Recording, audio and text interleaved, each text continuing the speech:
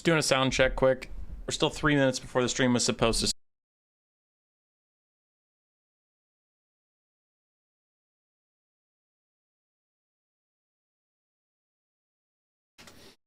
All right, let's try that.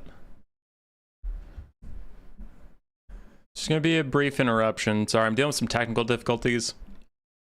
Every time I stream now, I have to switch which server I'm getting on YouTube, which server YouTube is receiving me from, because for some reason they're just having a whole fit. That. It's gonna be a brief interruption. Okay, so you're back to live.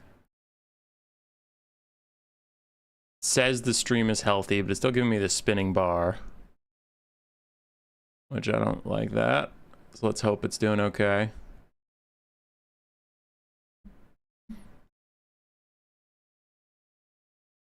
Okay, says the stream's fine, so we'll see how it goes. If there's some issues, I don't know how we'd troubleshoot it on the fly, but we'll try. Last stream I got the same error, but before the stream started, I switched servers. This one, the stream was starting, and it was like, oh, hey, by the way, we're having that issue again.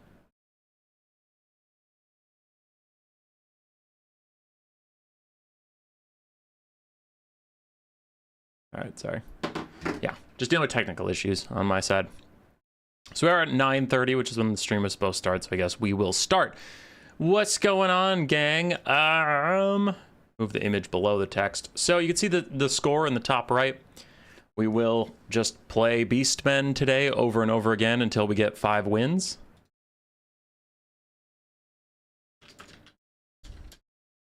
Yeah, we'll just play some Beastmen until we get 5 wins. I'm going to start building a build because I'm against Jan, Druchii Apologist on the Dark Elves, so I know I'm against Dark Elves. I do have a sign up on my Discord. We currently have 1, 2, 3, 4, 5, 6, 7, and maybe 8. The last one's a maybe. So we have 8 people. If I win 5 games in those 8, then I don't need any more, but if you feel like signing up, if we go longer than 8 games, you can hop right in. I don't really care who I'm playing. Yeah. So while I build my build, why are we doing this at all? I kind of wanted to relearn Empire, which this is not Empire, very astute of you to notice, but I kind of wanted to relearn Empire, and I wanted to play them over and over again, and like when I'd lose, I'd want to tinker something, but I was playing best of 3s in a tournament format, so like I can't just play Empire over and over and over again. So I was like, well, that could be a good stream idea, is just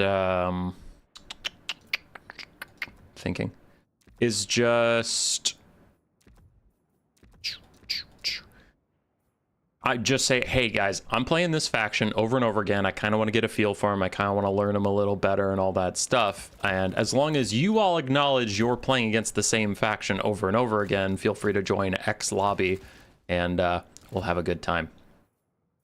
So that's kind of what we're doing here today. Players know what they're signing up for. They know they're getting to fight Beastmen. I gave myself the option to ban stuff, but I kind of thought about it. I'm like, the Beastmen can kind of take anybody. So I'll be all right. All right, we have 2 more people, Albus and Codex, signing up. I will get to those in just a second. As they finish my build, I'll note you guys down when we start loading in. But yeah, so that's just kind of it. I just want to... I'm going to do a series where I'll do every faction, but today we're doing Beastmen and just kind of want to get a better feel for them, because I haven't... Life's been busy, so I haven't been able to play as much as I'd like to in the year 2021. So... I'm feeling a little bit rusty on certain factions. I'm still great at, like, the factions. Well, great is a strong word.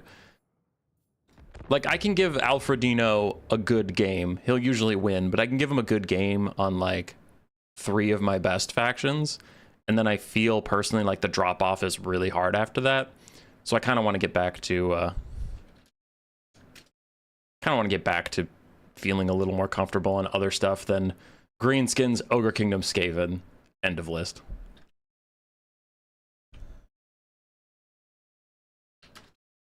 All right, Albus signed up as Norska. Codex signed up as Kislev. We'll see if I last that long. As long as it takes me to get 5 builds, 5 runs.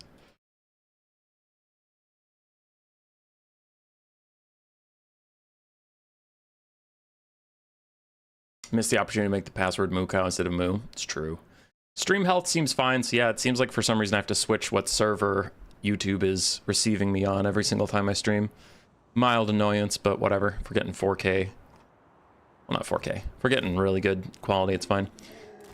As for builds, whether I'm tryharding or not, tryharding versus trolling, I don't know. I'll kind of play it as I go. Like, if I'm winning a lot, I might start to meme a little harder. If I'm losing a lot, I'll get more sweaty. This is like 75% sweat. It's not 100% because, I mean, if you're 100% sweaty, you just take Malagor with Flock of Doom every single game because he's by far your best lord. So I took the Doom Bull, who's still fine, so I'm not trolling, but, you know, not having Malagor as my lord means I have to take a hero caster, and then that reduces my funds by quite a lot, so then I can't go as wide, so then I can't take a bunch of other stuff. So it's a bit of a cascading effect. The only thing that I didn't do that was optimal in my opinion, which, you know, there are way better Beastmen players than me that exist, so maybe they'll be like, actually this, this, and this are wrong, and I'll be like, I guess, but whatever. The only things that's not serious is the Doom Bull being my lord, but then, like I said, it has a cascading effect, so I can't take all of the other tools the Beastmen would normally have here, so it can be rather limiting. Doom Bull Lord, Melkoth's and Pit of Shades caster with Jagged Dagger for a bit of extra Winds of Magic generation. I do have Centaurs and Dogs on each flank, one of which is the Groghooves of Wolf's Run. We have the Butchers of Kelkengard for a good centerpiece. I have a Korngor because I had exactly the amount of gold to get a Korngor, and I was like, well, might as well. So, sure, I have a Halberd. And then Pestigor and Ungor Spearman Herd frontline. I feel like Pestigors are just crazy for some reason. Their stats don't ever strike me as that amazing. They're good, but their stats aren't crazy. But these guys always feel like they do great. They trade up. Their little debuff, if anything routes nearby, they just cause AoE slow, and vigor reduction is huge, so thought I'd take them.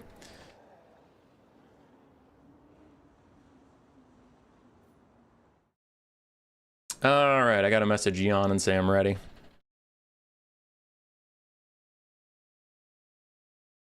Oh, we've never messaged before. He might not see that. I don't know. 0 gold left makes an ideal build. Hell yeah. Hell yeah. Got some tea in front of me that's way too hot to drink, but it's just tempting me with its delicious tea-ness. Alright, Jan's ready. Let's do this. I don't believe I've had the pleasure of playing against Jan before. So we'll get moving, give generic attack orders to everybody so that they at least get their charge bonus, because Beastmen actually have a pretty decent charge bonus, so I do want to get that going. I don't have any range to defend, so I'm not going to sweat too much about not having holes in my lines. Alright, I'm going to have Centaurs try and take this fight with these guys because they're going to fight on top of Spearmen, which they didn't want to do. So now they either get rear charged by my Centaurs. They get rear charged by my Centaurs or they run away. And I'm not doing the same on the right flank because I don't have the same setup that I wanted. These guys are out in the middle of nowhere, so they could easily run away. And then when I'm distracted, there we go. Now they're fighting on top of my Spearmen, so I want that fight. Anyway, I was going to say, when they're not distracted, they could just pull me apart and really be a nuisance. I don't have an overcast Pit of Shades, but if this fight's going to happen, I'll undercast it there. That's still worth it, in my opinion. And then I'll get this guy into melee with some generics so that he can get Winds of Magic generation faster. We're winning the front line fine. This is going fine-ish. We're getting a fight on top of our own spears with Centaur throwing axe support, so that's really good for me.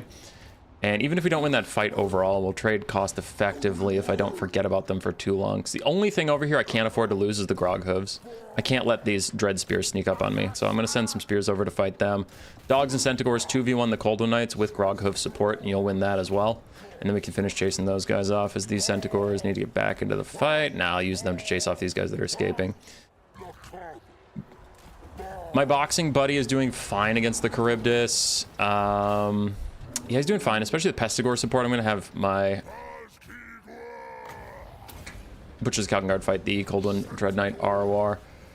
Bounce power is even-ish. I feel like we're in a really good situation, but it's also a little tenuous. If that Charybdis manages to kill my Doom Bull, I'm obviously mega boned, but I feel like I'm winning that fight right now, so I want to keep doing it, but I don't know. We'll see if that goes to hell. Also, Witch Elves are winning the front line, which is not great for me. Still in melee with my casters, so I'm still getting my Jagged Dagger charges. Centaurs did not have the best time chasing down that Cold Knight. I'm going to get some Dogs and the Groghooves after him. These Centaurs have routed that one, so that'll be fine. We're not doing our best when it comes to killing their infantry. So they might have infantry in the late game that we'll have to deal with. It's not the worst thing in the world. I've been shitting on infantry for a long time, just saying that they're not very good in the meta, so it'd be funny if I lost because he has more infantry than me, but just saying, like, it is something to be worried about. I tried to pull out of this fight, but the Charybdis would not let me go, but that did end up sending him deeper than he wanted to into my lines, so we'll take that as like a weird win. I wanted to get my Doom Bull to safety. I didn't get to do that, but I did pull his Charybdis into a bad spot, so it's something. I'm gonna hammer and anvil that Dread Spear on the top side because it's bothering me, and with my caster will also help deal with these things. So I'm gonna charge up a Pit of Shades. I'm not gonna bother on Melkoths because I have to clear out a lot of infantry in this late game, and I'm just gonna go ahead and do that as quickly as possible with Pit of Shades rather than poking them with Melkoths. Just gonna get some of my units back into the fight. Units that just aren't around at the moment. Groghoof's still throwing at something. Doom Bull is very damaged. Bounce power's in my favor by a good amount. I thought I was gonna hammer an anvil over here, and there we go. I was like, where did my hammer go? What was I saying? What was I saying? What was I saying? I don't know. I don't remember. It's all gone.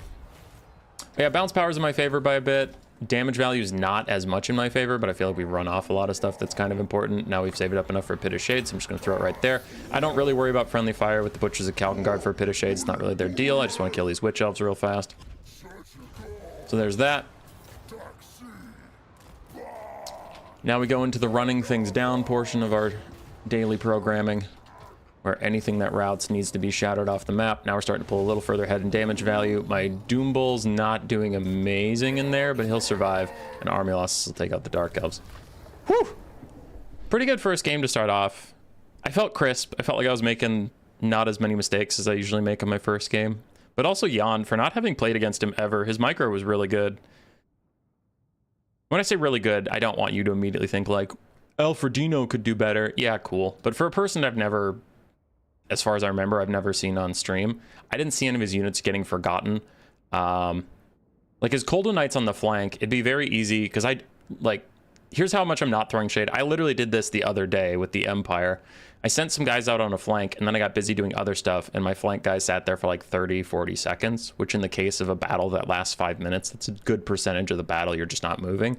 His Golden Knights got around my Spearmen and then immediately charged into Centaurs. Was it a bad engagement for them? Sure. I had a lot more support over there, but the point is that he didn't forget any of his units for quite a while. The Charybdis was neat. It didn't do as much damage as I would have thought it'd do fighting a Doom Bull that whole time. But I felt stressed. I felt very stressed. This was a hard game. GG's, Jan. GG's, brother.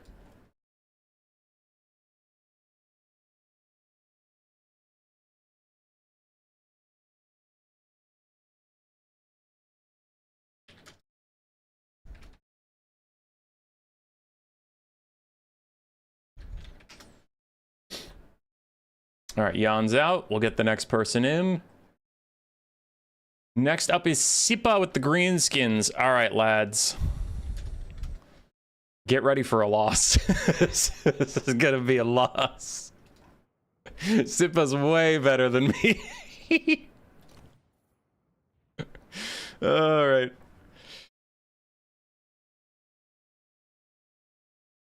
I'll update the score. 1 win, 0 losses.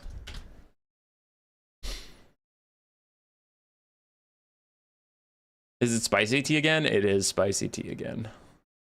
You are correct.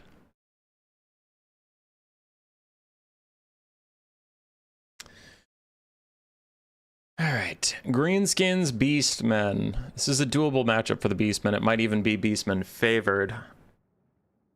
But the player difference is a bit of a problem, huh? Very nice idea for a stream. Thanks, Fisho. I will be doing it for every faction. I'm just going to go in order. So next time I do this stream, it'll be Bretonia.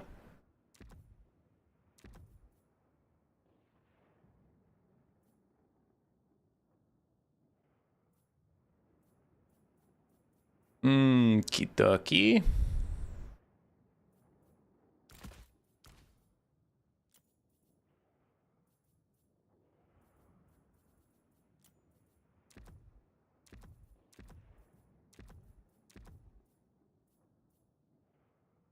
Good players versus newbies, but the new player gets to know what the experienced player is using and can try and counter.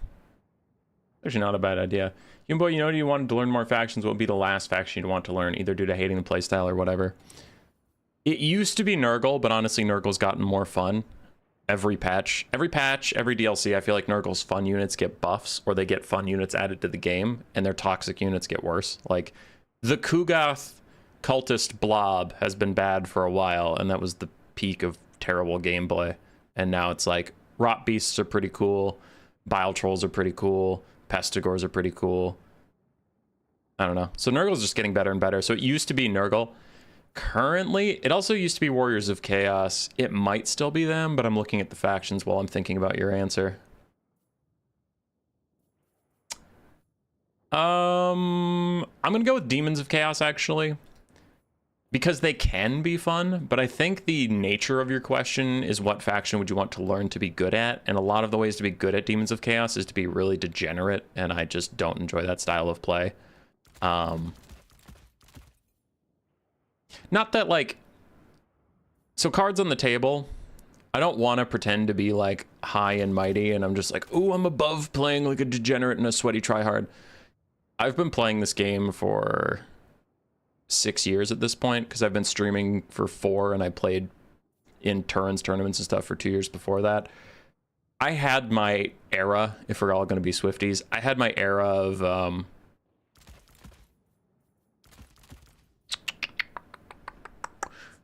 trying really sweaty stuff. I had a build I had to take versus Falcon in a faction war back when I was in RTK. We had a faction war and I was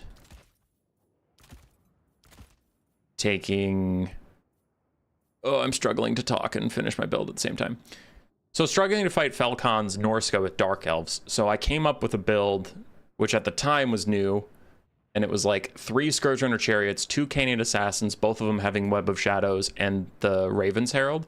And then you go like Mass Dark Riders, and you just kite them really hard, and Norsca had such limited flying potential that it was probably guaranteed I could take out their Skirmish Cav, and then use the Raven's Herald to auto-snipe their Lord. And like, that's fucking degenerate. And if I saw that on stream today, I'd be like, I don't even want to watch this game, you know? But I did that back then, and I kind of burned out on it. So now whenever I like see stuff that I consider kind of degenerate, I'm just like, ugh. And it's because I had that and I got it out of my system, and now I just kind of want to see like good games, you know?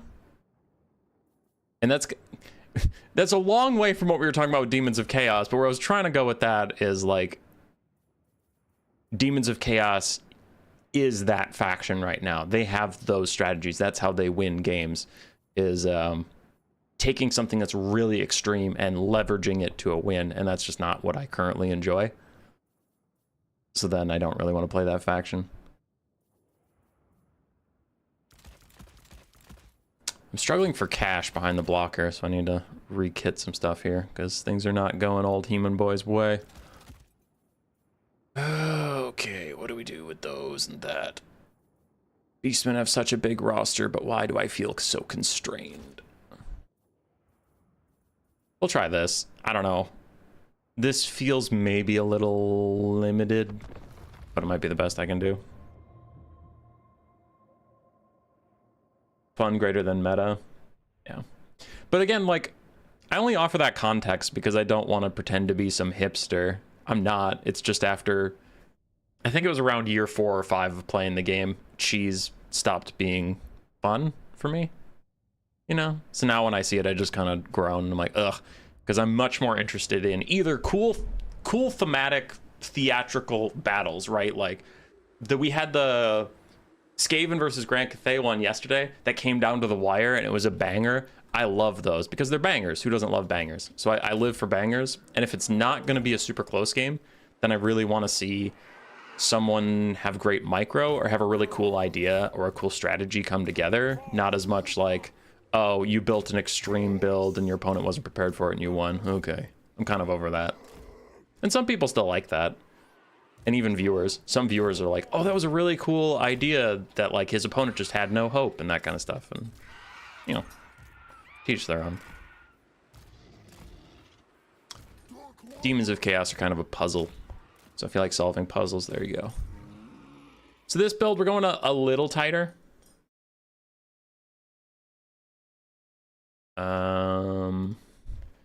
Yes.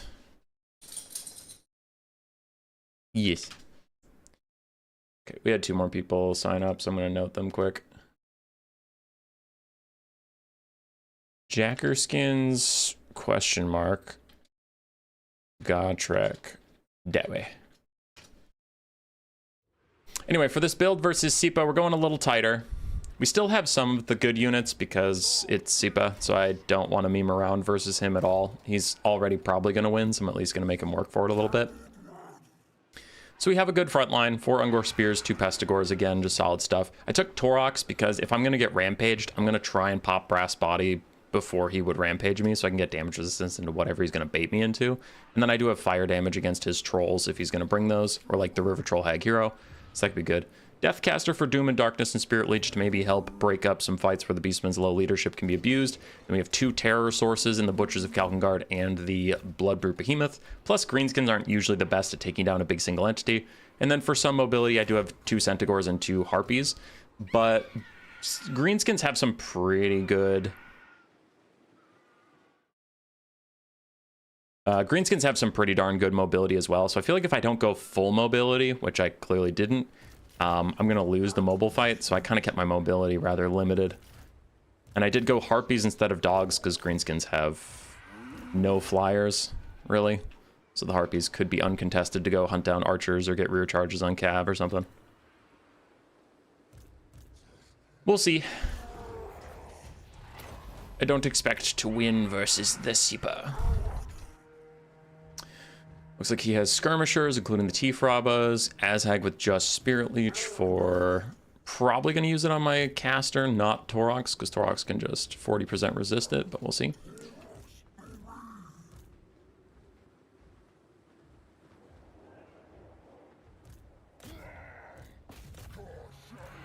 Alright, I'm going to pivot some Harpies over here.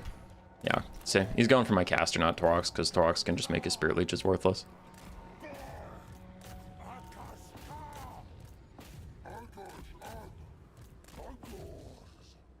Having some of my faster units hang back a little bit so that they don't get ahead of themselves. Getting some decent charges onto the T-Frabas. And now I have these Harpies right here, because these are all 3 skirmish cav. They don't want this fight. They don't want a real fight with me. So I have my Harpies here to make sure that if they get into the fight, that they're stuck in it, because it's so hard to escape from Harpies. And I pivoted all my Centaurs to that flank too, so that he can't do that again, where he was just trying to get free charges off. We ain't gonna let that happen more than once. Okay, let's see if he's distracted so that I can get some dive-ins with my more mobile elements. Brass Body's going to be popped here just because Doom of Darkness to get that front line breaking a little faster. But he's using Snotling Pump Wagons with Flappas to insta-kill my infantry, which is pretty interesting. Alright, so our Flyers are just going to go straight into his backline because they can. Centaurs, I'm going to make sure don't get too overcommitted. The Varga Blarga Blarga is doing good. I need you to dive down on Ruglin's Armored Orcs so they stop supporting that fight. You're not doing amazing. I'll throw a Spirit Leech onto Azhag because we're currently kind of in a do or die moment, whether or not we can kill Azhag. He punked my front line pretty hard, which is distressing. Alright, charging on the Swamp Things, maybe we can cut their leadership enough to get them routing. They're not going to terror out, but they might route, you know, normal style. How did Azhag just get into the sky while fighting with the Varga Blarga Blar... Not the Varga Blarga Blarga Blar. The, you know, the big guy. I don't know how he did that, honestly. With the River Trolls routing and this big guy behind them, it shouldn't be too long before that front line gets moving. Butchers are in a bad situation, so I'm going to back them off. Something horrible is happening to my caster. I don't know what's doing so much damage to him in bursts. Butchers, I need your terror over here so these goblins break. Or orc boys or whatever. Alright, he landed again. Take him down. There we go. What are you terror routing from? Oh, the River Trolls that are already routing, you're still terror routing away from them. Okay. At this point, we're pretty far behind. So we're gonna have to go for a Lord Snipe if we're gonna pull it out somehow, which, you know, it's looking unlikely, but sometimes you just gotta do your best. Caster's back. Butcher's Calcan Guard getting worn down. And it's looking pretty Ogre Kingdoms.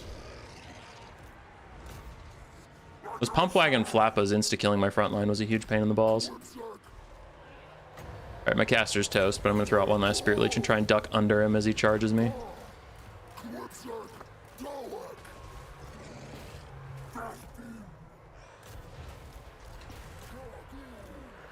Yeah, army loss is gonna hit any second now. The green skin box.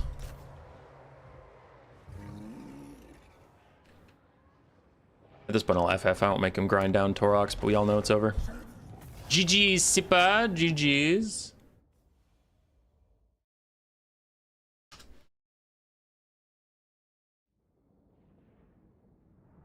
Flappa's got really good value. Squig Herds did okay. Skirmish Cav did pretty well. Orc Spear Boys did pretty darn well, just holding that front line forever. Yeah. What do you think will stop the Snotlings? Razor Cores? Yeah, probably Razor Cores. The big single entity didn't pay off for me, so I probably just want more mass. Maybe more, I mean, more Minotaurs is usually a smart answer in this situation, but could go with Chaos Spawn or something too. GG's, man. GG's. Got our first loss on the board.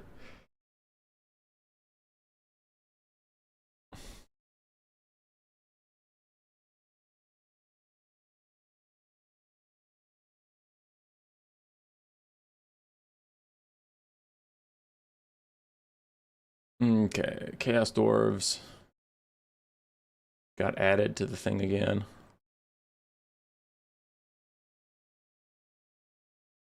CD. So next up is Kukinko.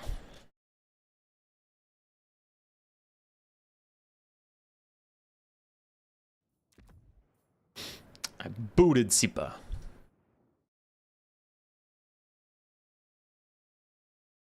I booted him. Booted him! Booted him! I'm reposting the lists for myself. So Kukinko's going to be playing Nurgle for us here.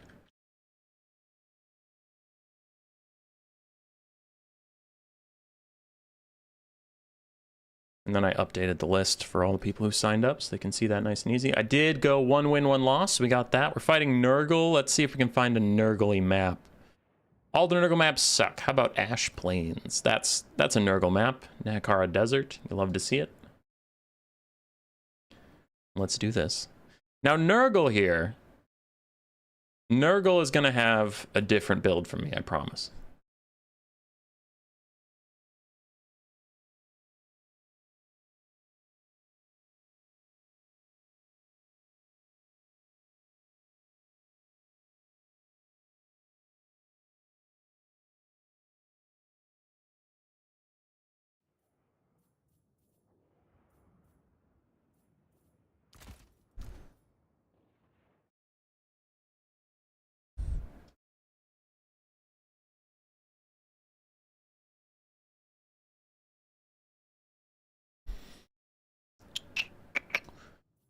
Dealing with Nurgle.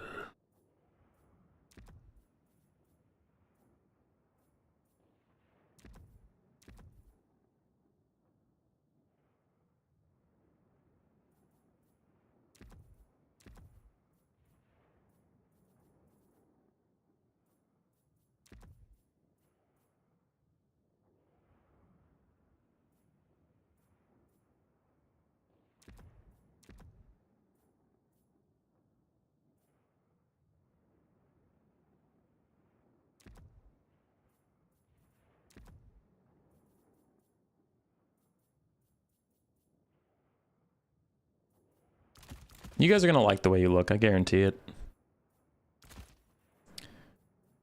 So then we need these, and then we need... Well, hold on now, Mr. Skippity Pants. Look at that Skippity Pants readying up before I'm ready. Why don't you just calm down there, Mr. Skippity Pants? Stop saying skippity pants. No, you. All right, now this is a build. Yes, yes, this would be a good build. This will be very victorious. This one's spicy. This one's fun. I like it. Heard Nurgle is fun. Now, I'm enjoying playing Nurgle, and I honestly don't mind playing against Nurgle that much.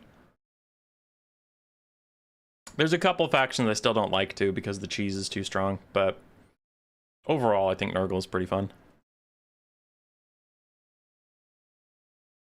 Playing a way that you don't usually like. Oh, Jeremy, you're thinking like hard kite them? Yeah, that could be true, but I think this could also be nice. So, to not just keep taking a Minotaur Lord and some Minotaurs and some Pestigores, we did take something else. And again, I don't think this build is trolling. I think it's a little different, but I have an idea for how it's supposed to work, and we'll just see if it does. If it doesn't, then that's more of my failing than saying I'm trolling. So in case Nurgle wants to blob, which they only have 809 models, so I don't know how that's going. We have 5 Ungor Raiders, and Ungor Raiders can also be good if he wants to Angels of Decay, Death's Heads, like air kite me or something. So we have 5 archers. We do have 3 Zongors for their impressive melee defense. 38 melee defense plus barrier means they can hold a little bit longer and give my archers a solid front line to hide behind. And then we have a wall of chaff.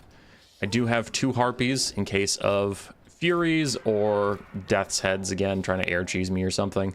That's fine.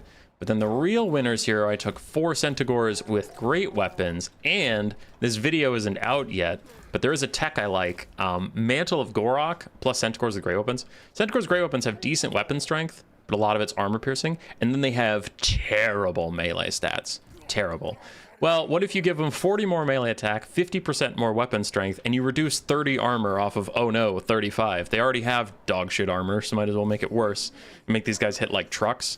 And I'm going to bring them as my anti-Rot Knight or Chaos Knight tech.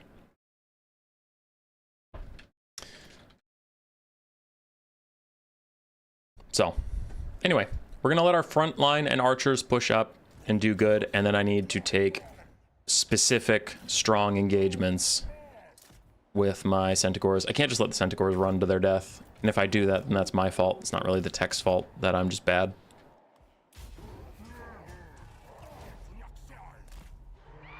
All right, so we have 2 Plague Drones with Death's Heads. Feeling good about taking all these Archers and Harpies and whatnot. 2 Rot Knights, one of which is the ROR, and then Marauders, Pestigores, Nurglings, and a Chaos Sorcerer Lord of Nurgle.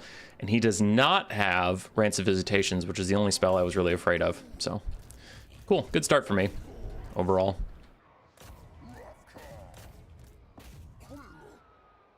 I want my Zongors to fight the Nurglings with their magic damage. That'd be pretty huge. I'm going to rotate this Spearman in just in case I need him somewhere.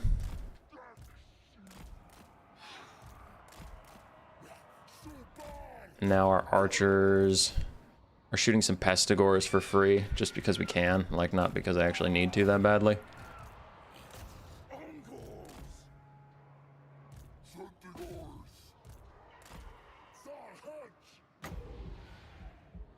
Okay, I'm going to buff these guys, rotate over these. I'm going to push these guys back just a little bit. I'm going to devolve those guys as well and just reduce their capacity to punch back even further. And now that the Death's Heads are in play, I'm going to move my Harpies in. I don't think my Harpies will win. Look at how well we're trading these Rot Knights, by the way. Look at that. Look at that tech. Okay, so before you tell me, before you watch my best combinations video and you're like, you boy, that's not even that good, you're stupid and dumb, maybe just think about this moment that you were proven wrong and I was proven unequivocally right. Because my Centaurs just cooked some Rot Knights that are crazy more damage than they are. All right, we got rid of those Pestigores. My archers should pivot onto the Death's Heads. Like, they probably should have pivoted on the Death's Heads a while ago, but I was busy. So, Centaurs traded really well into those Rot Knights. And then I forgot another Centaur that could have rear charged this whole time. I'm so stupid and dumb. Oh, I hate being stupid and dumb. Anyway, I set up another rear charge over here, and this one I'm going to actually execute on time. Meanwhile, let's fall back over here, pull up our Spearman that we kept in reserve, though I have waited a little too long to get him moving. I'm going to devolve those guys as well, just to get their stats down a little bit. And once again, we're hunting down that Chaos Lord of Nurgle. I'm going to make sure these Rot Flies actually go, not Rot Flies, Rot Knights go off the map.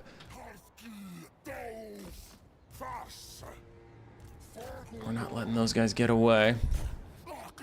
Mantle of Gorok again on these guys so they can trade up into our Rotting Rider friends. There you go. 68 melee attack. Churn through those Rot Knights. We'll be just fine.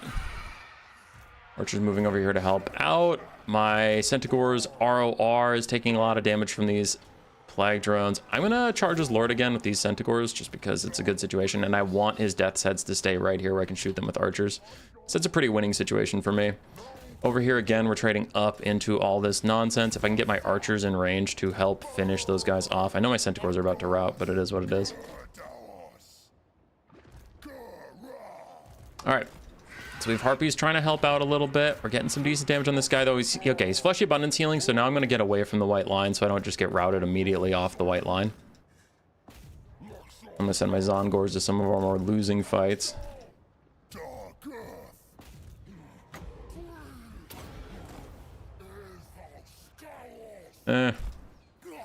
Yeah. Devolve's not going to do much there for me.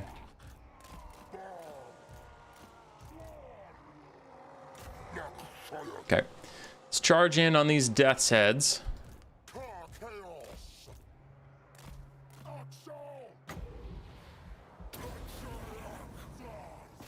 Get ourselves a Mantle of Gorok. Okay, you Centaurs in the distance. You're still fresh. Okay, you can try and charge these guys, I guess. Splitting up my archers so he has to work for it a little harder. Dragging down these Plague Drones. Trying to ignore his Lord because his Lord is very buffed up after getting all that healing. So just keep running away from the Lord, please. Lots of stuff is dying. You guys are still fresh, so there's no reason to let you get your vigor back.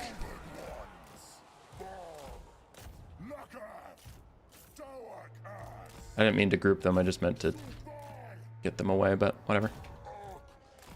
I'm going to charge the Rot Knights, which seems really stupid, but I don't want them to countercharge my Centaurs. I want them to just be bunched up. So I'm going to take a little bit of damage here, but that was just to pair them up for this Devolve. So they're getting a Fecundity. Ooh, that's toxic. All right, hopefully we can route them mid-Fecundity. That would be pretty huge for me. Things are getting a little spicy. I don't love our position in this game right now. Balance of Power seems to think we got it, but I'm less convinced as we get another rear charge over here. Something is happening. That's Curse of the Leper or something. Yeah.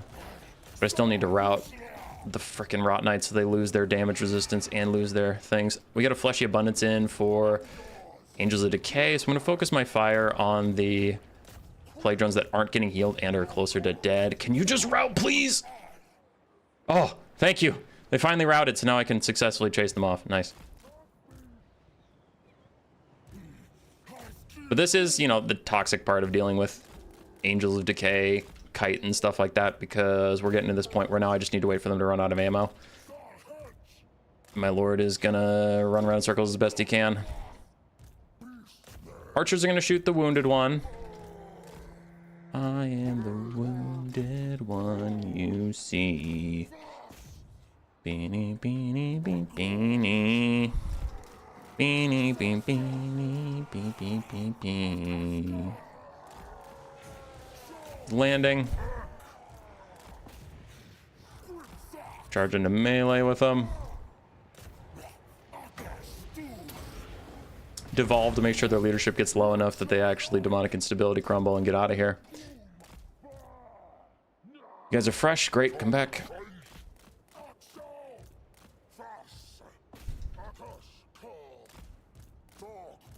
Line up our Zongors around our archers. So that if he's gonna... He either has to use his precious ammunition on my archers, or he has to dive them into my Zongors, which neither is a great option for him. And any other archers we have are just gonna shoot at the Plague Drones that I'm flying around and making them work for it. So, we got archers doing good harassment now.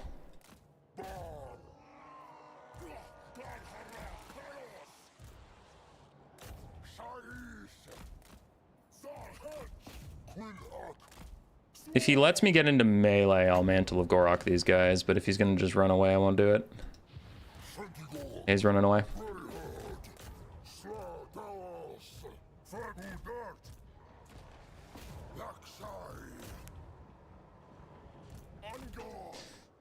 That there boy is heel capped.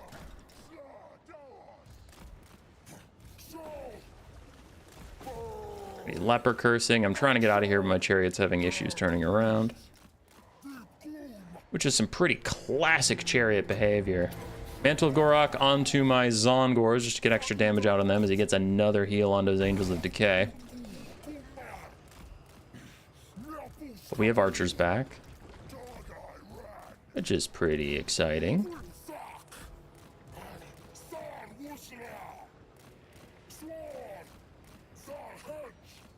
Dodging as best we can, getting under those guys. Devolve you to lower your leadership since you're apparently struggling with that as my archers continue to hit his Angels of Decay. Run into him, get some damage out. Retreat because his leadership's somehow actually getting better.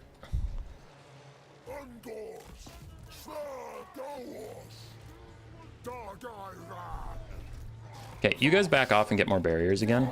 You guys move up. Archers pull back through the Zongors we're trying to get into our fight as I continue to dodge his precious ammunition. He's shooting at my archers anyway. Okay. I mean, smart. Get rid of my archers. But again, it's the catch-22 of do you use your ammo on my archers instead of sniping my lord, or do you use your ammo on my lord and just get shot by archers for free?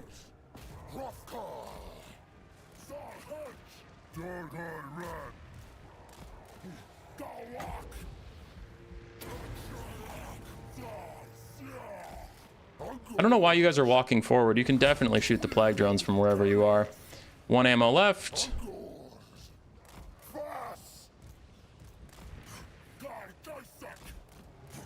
How much winds of magic do I left? 0. So I have one more Mantle of Gorok, which I want to save for my...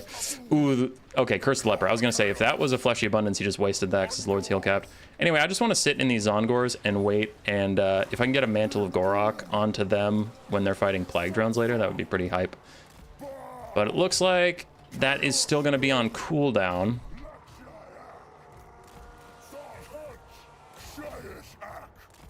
Okay, so we engage for a final fight. You guys just get your barriers back. Ooh, okay, well, if you're gonna come out and play, then I don't really want to, so goodbye. Damage value is very even, but I've churned through a lot of healing in my day.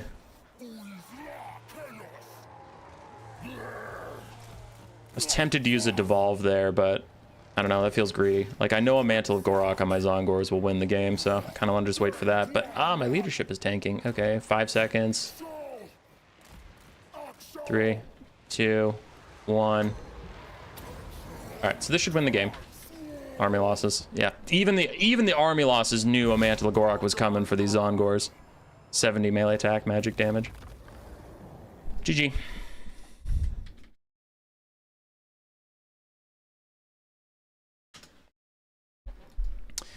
Angels of Decay did very well. Rot Knight ROR still got a lot of value. Basic Rot Knights didn't as much. My Centaurs with great weapons. Yeah, the ones I gave the Mantle of Gorok to did very well. Very, very well. The other ones did okay. Harpies were just mildly annoying. Archers got good amount of value. Zongors got a good amount of value. Gasher did okay. GG's. I am the waiting one you see.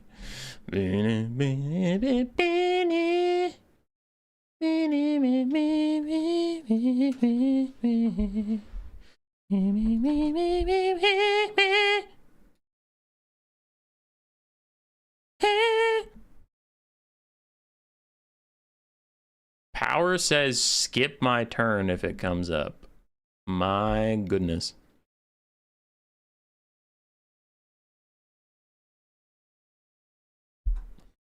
All right, so we'll get Grimbat in here. Grimbat on some Warriors of Chaos.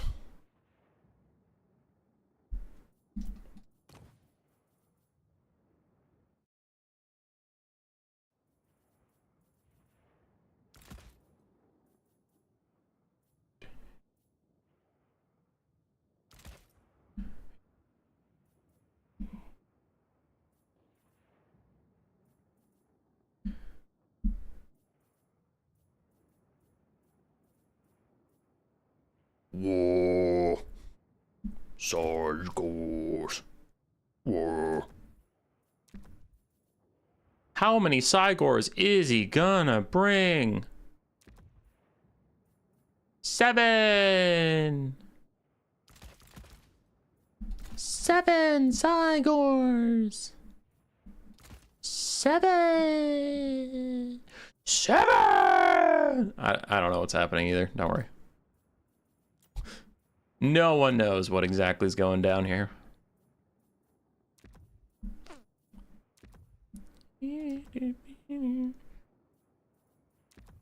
I am the waiting one you see.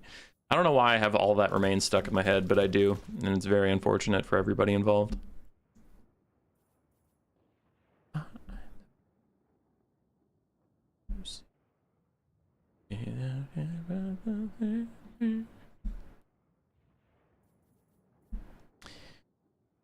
So, we need to kill a lot of Chaos Warriors. A lot of warriors of chaos. A lot of violent fools. I think I know how to do that. Oh, I think I know how to do that, my friends. Jabberscythe. What? He can't be serious. He can't be serious. The Jabberscythe hasn't been used in years. It's gonna be used today, motherfucker.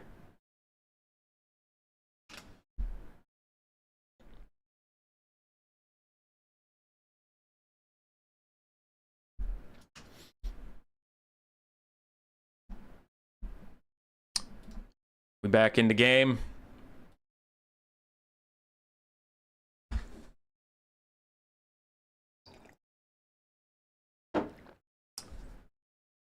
Okay, sorry. Crastus, I'll answer your question in just a second. I'm sorry. I was caught in my own head. My head was thoroughly up my own ass.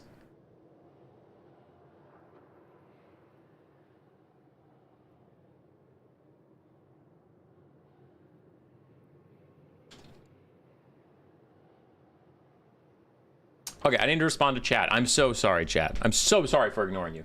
Human Boy, why are Vampire Coast your favorite faction? I actually do like Coast quite a lot. I'd say if I had to rank factions by my favoritism towards playing them, Coast are currently my 5th.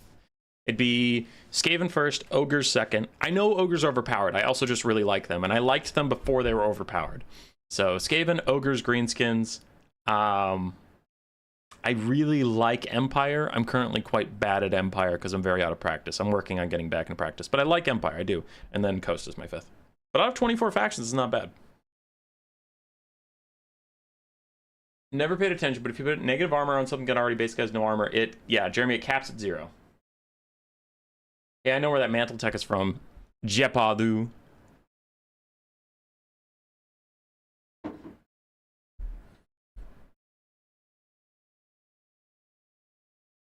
Seeing good flying range units makes me understand why Hawk Riders are dookie. Yeah, Hawk Riders are terrible. So to devolve Doom and Darkness and Malagor's passive stack. Ryan G, yes, they all stack. Yes. Phoenix King, I am following your suggestions, like saying people should like and subscribe the stream at every opportunity. I'm definitely remembering to do that. You don't have to remind me because I'm definitely remembering to do that. I am remembering to do that.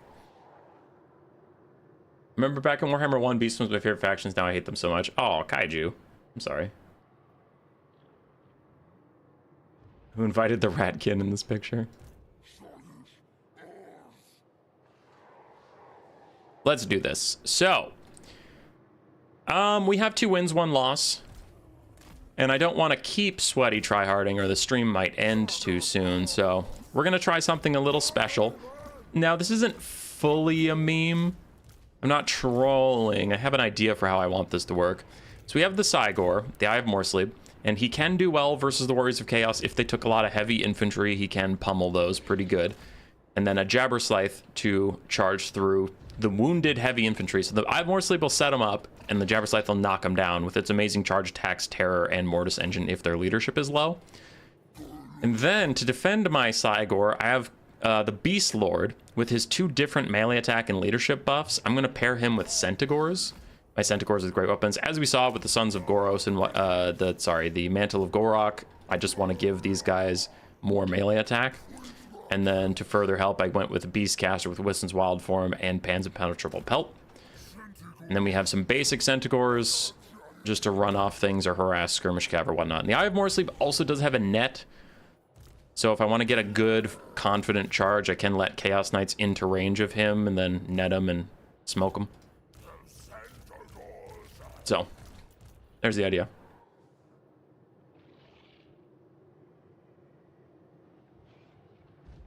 Yeah, the Phoenix King. Yeah. I meant that too, and then I added that you always remind me I should be liking and subscribing and stuff.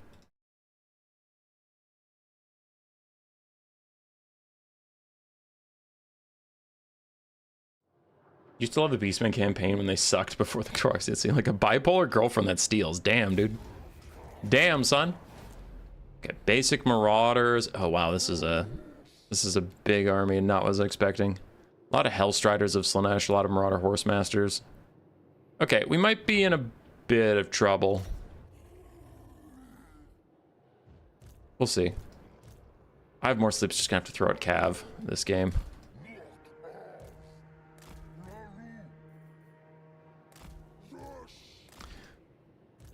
So I'm gonna pull back.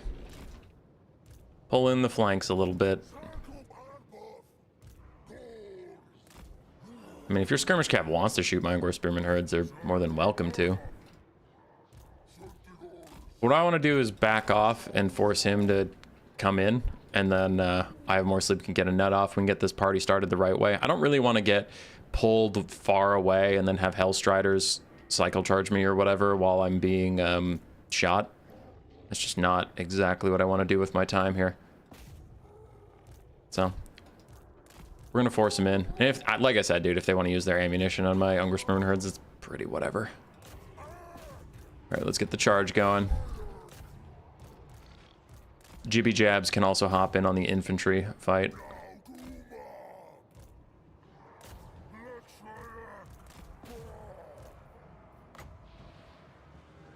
Okay, so I'm out of range for a net. So what I'm gonna do, send a lot of my forces on this side. Give him a little extra speed, a little extra melee defense. And now we pivot hard onto the Hellstriders. That'll be fine. I'll send my other shielded Centaur over there, but I'm gonna keep these two Centaurs and my Beast Lord near the Eye of Morslib.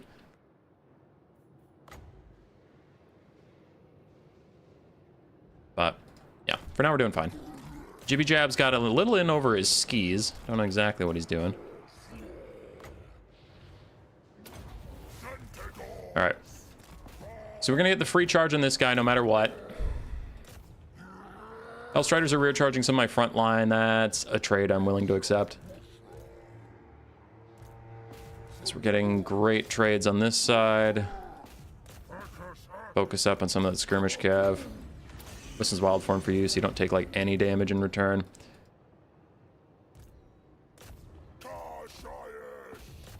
Okay. So the net didn't get me as much damage as I would have wanted, but it's something. Hellstriders are taking a fight with my Jabber on top of spears. We will accept that. There's a chariot moving in, but I don't really have the capacity to deal with that right now, so it can kill some of my dog shit ass infantry. That's fine. Somehow Azazel has netted my caster who can't move. Okay, whatever. I guess that's just happening. Oh, those are routing. Okay, yeah. Chase them down since they're routing. You chase these down since they're routing. Can't just like let them get back, or that's a big problem. Pan's Impenetrable Pelt yourself so you can try and stay alive, and then we'll go get into melee here. We got rid of those Hellstriders, which is quite nice. You've shattered that. You haven't shattered that. You've returned from shattering something else. So we'll get all those guys active in here. Azazel's sniping me out, which I don't like. I'm trying to get into melee with him, but it doesn't really seem to be going my way. And the Goros boys got those off the map. Let's do this. I'm going to give my Centaurs a whole bunch of buffs once they get in range of me. I'm going to throw out the skirmish cav, actually, because this is about to get a little hairy over here. This is wild form, and now we pop the buffs to give these guys a ton of leadership so that they don't rout ever. And I'm back from outer space, and I'm killing more skirmish cav, and my Jabber Scythe is stuck. Net. Go get him. Go get him. Go get him. Come on. There's my good boys. There's my good boys. Netting that skirmish cav and then beating him up. Just absolutely power fist croxigoring that fool. So Jibby Jabs is still distracting as best he can. We're gonna hammer and anvil these marauders and hope to take them out. Hands impenetrable pelt those guys. Kind of just for the sake of it at this point. My word. These are armor piercing, so I'm gonna have them turn around and just fight those Gorby's chariots instead of get rear charged. Cygor going to melee, you're now just a terror causing monster for me. Jibbity Jabs is jibbity and jabbing. Yeah, we're doing it. All right, Centaur can go chase that off. Jibbity Jabs can do jibbity jab things. There's rampages that I don't love, but the Sons of Goros are here. Goros has sons and they are Centigors. Murder and death. My mother was a goat. Goat mother.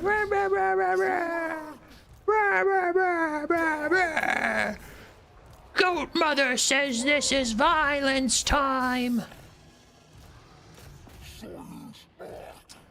All praise the goat mother.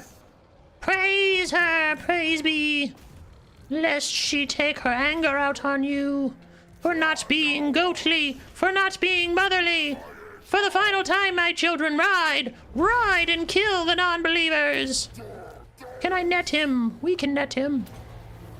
We can net if we want to. We can kill that guy's behind. Because if your friends don't smash, and if they don't smash, then they're no friends of mine. We can bop if we want to. We can bop that guy's behind. Where are you going? Where are you going?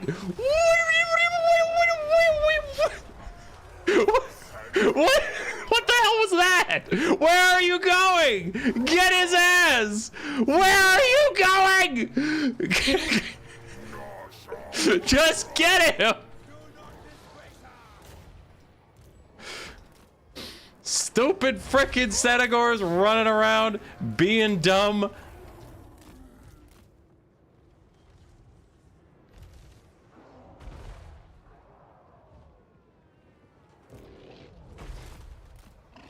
Army losses. Safety dance by men without hats. This was Centigors by beasts with no hats.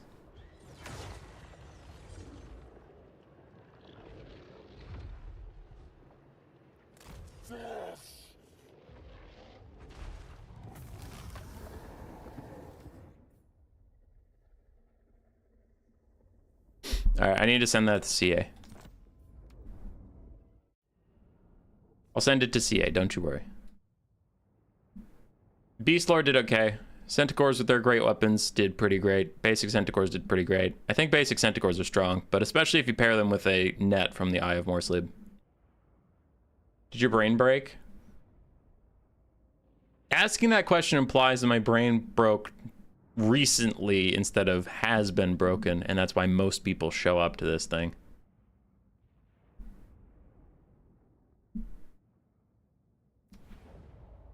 Yeah, GG.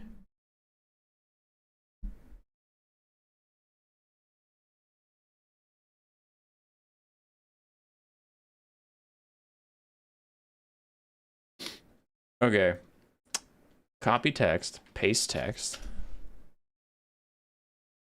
edit message, delete Grimbat because they already played, and then I think Scarbrand's up because Power was saying they're still cooking.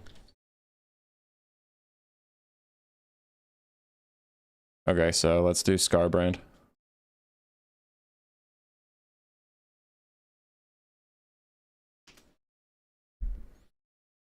No one has... Why has no one said congrats to 15K today? I don't know. Because no one cares. No one cares about old hummus boy.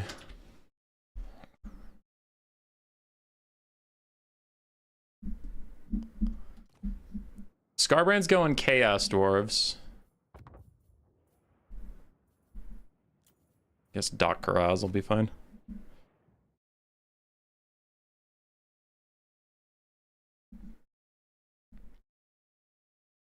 I think my favorite Tariff video was that one time the Beastmen won a game.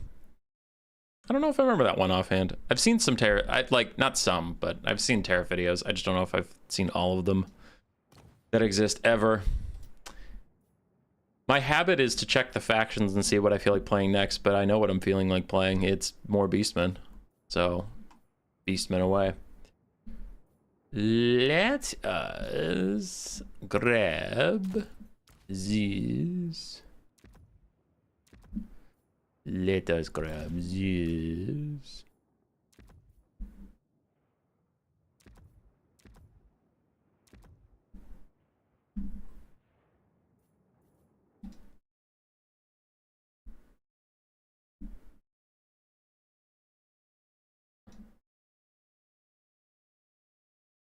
All right. Kaiju told me that he's out. Rip Kaiju.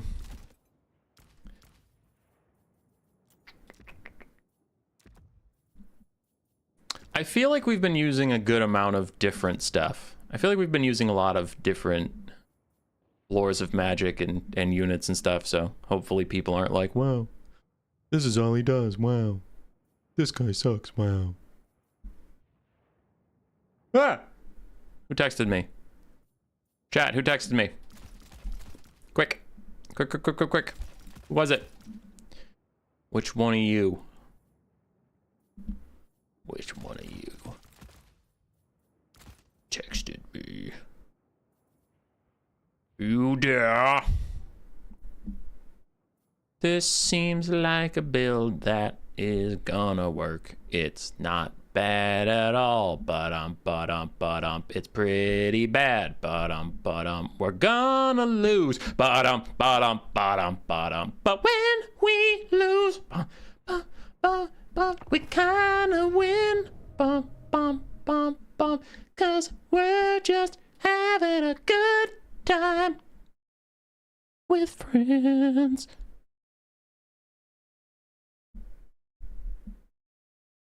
But which faction do you think is the best with no DLC? Just base Warhammer 1, 2, and 3 roster? Empire's up there. Dwarves is definitely up there, so Dwarves is better than Empire. I'd say Dwarves or Cathay. Yeah, Dwarves or Cathay, depending on what you want out of them.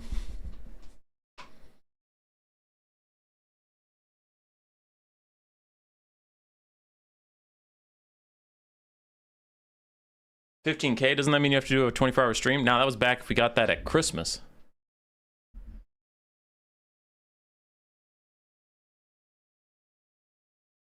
Corn could use some Centaurs to prevent kite, for sure, dude. Corn needs some serious anti-kite cools. Cools, yes. Anti-kite tools.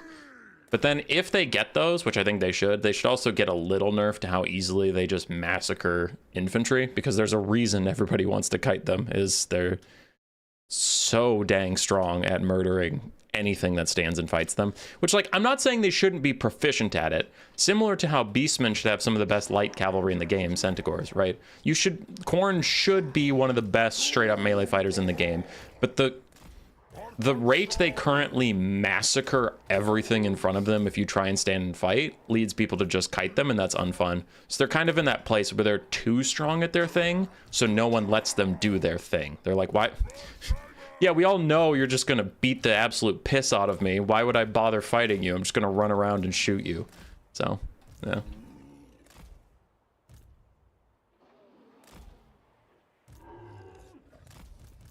So we got Minos with great weapons, Razor Gores with their armor piercing.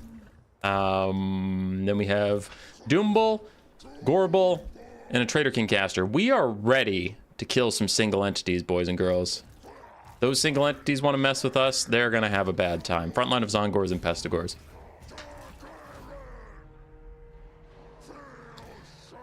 All right, fast units go to about there and then stop. Non-fast units.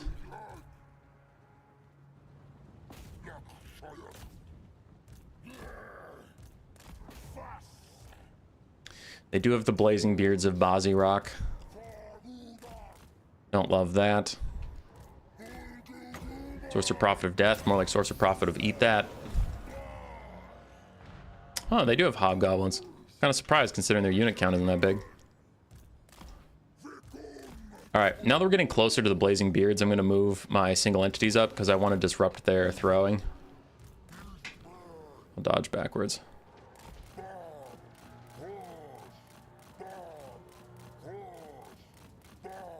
You do this all day, fam.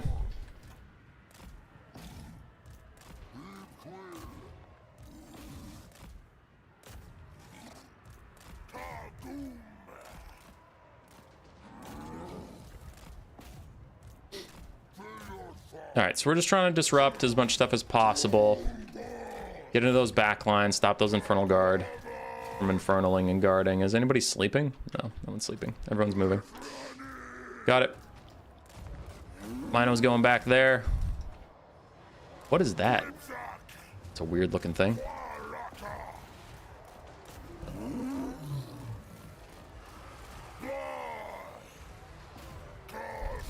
Okay, we're blitzing through that front line. Just need to stop these guys from shooting me for a second. As my Minos do their glorious work.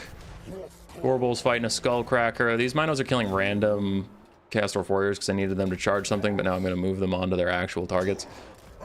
You can fall back and fall away. We are getting Pestigores over here to help out. Razorcore herds are getting distracted. And Minos do not seem to be letting that guy get away, but very nice job pulling back through his Blazing Beards to get to safety, so we like that. We like to see good play. He does have his Blood Chalice heal, so the next time I cast a Traitorkin on him, he is going to heal, but honestly, the Traitorkin and his healing are a bit of a wash, but it looks like he might be trying to line up a Spirit Leech to finish off my caster, which if he does, that also means he gets no more healing, so kind of a lose-lose for him. TBH. It's very well. If you want to snipe me, go for it. Fortunately, I'm not killing these Infernal Guard with Fireglaves as much as I'd like to be. Okay, we routed these ones. He did Spirit Leech me. Here, you can chase down those guys? No, never mind. They just shattered. All right, nobody needs to chase them down at all. Minos got jumped on. The single entities might be winning the day.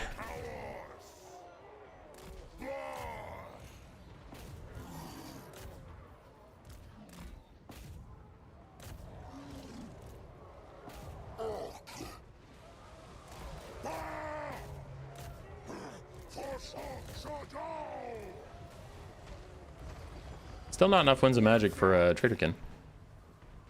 Interesting. There we go. Cast it as I die. He'll get a little heal off of it, but also deal a little bit of damage. And now, since my caster is dying, there is no more healing for him. We know that. Let's get some troops back. Heal those stupid little hobgoblins. No more healing for the caster. We are trying to fight these Infernal Guard a little bit. Trying to fight this Skullcracker a little bit. Don't know if I can kill all these armored infantry. TBH. There's a reason people spam Flock of Doom. And it is to kill infinite armored things.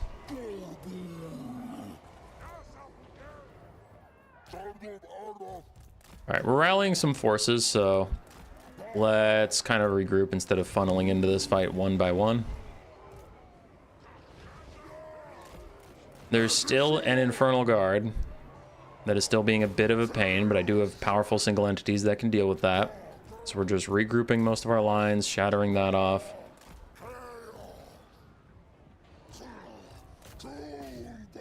Alright, but at some point he's going to have to come fight the Doom Bull.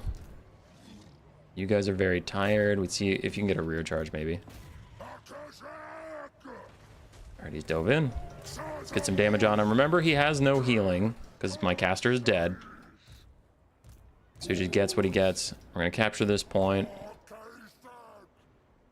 Okay, diving into me might have been a bit of a mistake. We're seeing now Doom Bull and Gorbul getting their amazing charge animations on him. One more. Yeah, get him! Get him! Another charge animation! Charge, kill him! Yes! Victory! Victory, yes! Violence.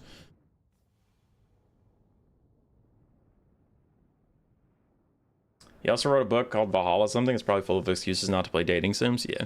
We made a board game. We wrote a book. One's terrible, one's not. I'll let you decide which is which. Doombull and Gorebull OP. Doombull and Gorebull cannot be stopped. Best units in the whole game. Razorgores did fine. Minotaurs did fine. GG's, the Lamasu caster. He silenced me, but neither of my guys had any abilities to silence. That was pretty rough. Nerf Doombulls? No! No! No nerfs!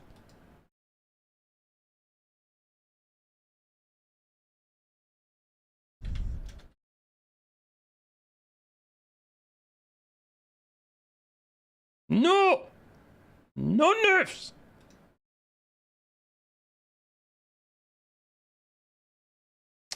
Next up is Curio on the Lizardmen.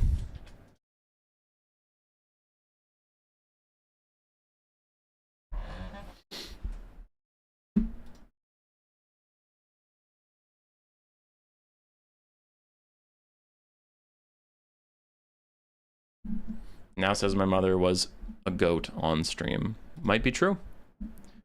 Might be true. You don't know. You don't know, brother. Lizardmen versus Beastmen, guys. Uh-oh. I have 4 wins. Is the stream gonna end? Yeah, probably. I mean, probably. Stream's pretty much over, brother. Don't even bother hanging around any longer, because it's done.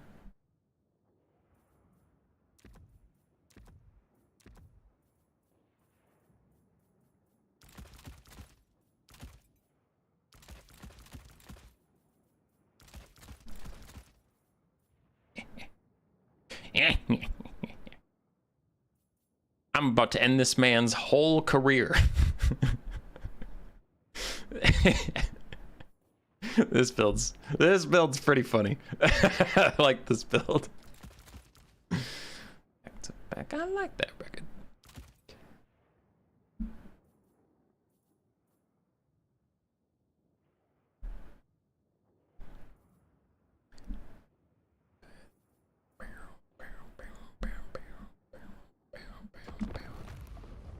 All right, we've already won. You just don't know it yet.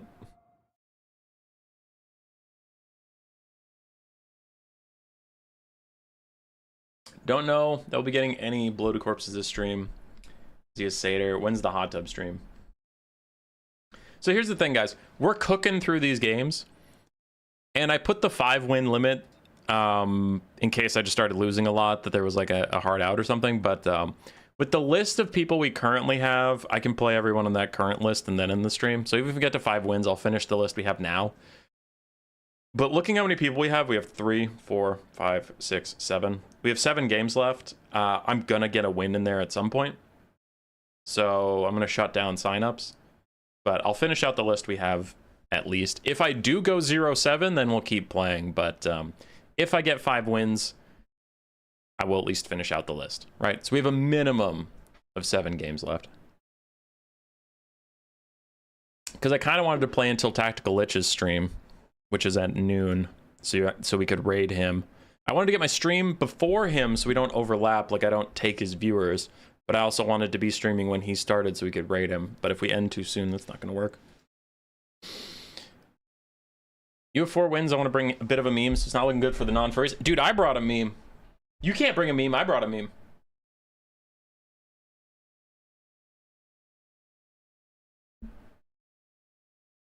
Is Malagor the most OP caster lord in the game? Roman Imperator, yes. Because Flock of Doom is really strong right now. But the main thing that makes Malagor so strong is how teeny tiny he is and how fast he is, and he's flying. It's nearly impossible to do damage to him without a direct damage spell or if he sits still in front of something. But if he's moving, like if the player's paying attention, Malagor is nearly invincible against anything ranged or melee, which is pretty insane. And he's cheap. So just having a nearly invincible, super fast lord with one of the current meta spells does make him probably the strongest caster right now. Okay, so we're gonna drown these lizard men in a tide of unwashed, filthy bodies. We have Pestigors. I just realized I broke the mark limit, so that's my bad. That is my bad. I forgot that I couldn't take 8 marked units as the Beastmen. That's entirely my bad.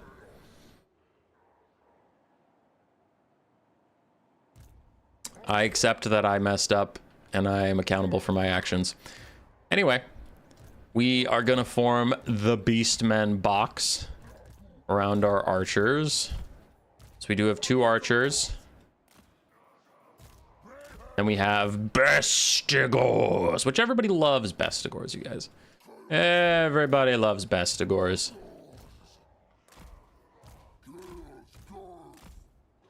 So we got Gores, and then a Razor Gourd.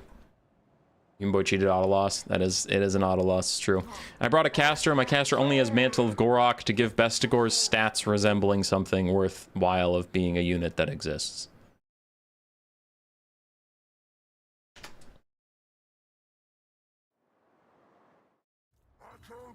Here we go. Oh, I forgot to make control groups for my very complicated army. That's very hard to pilot. Boys, advance! Is that Tahanowin? That's the Tahanowin. He has Flock of Doom. I've already lost. And then he has all Cold One cavalry. Ah. How do we tell him everything I have has armor piercing or a halberd or both? I'm just gonna give everybody attack orders on to nonsense. We're just gonna charge the garbage. We want to hear the noise. We want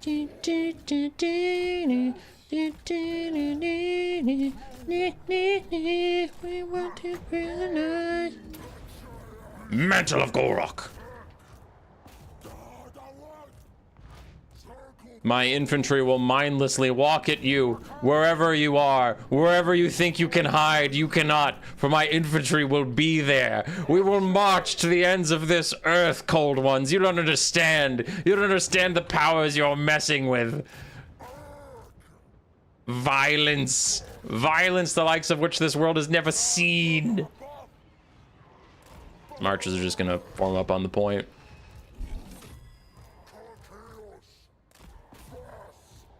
I'll march at you. You think I won't? I will march at you until the end of my days.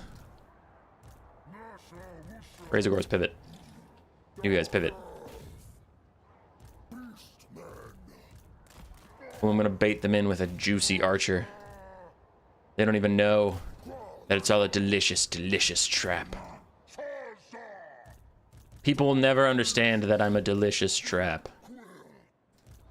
That has 2 contexts. You can't say that. You can't just say something like that. That means multiple things, and that's not good. You can't do that.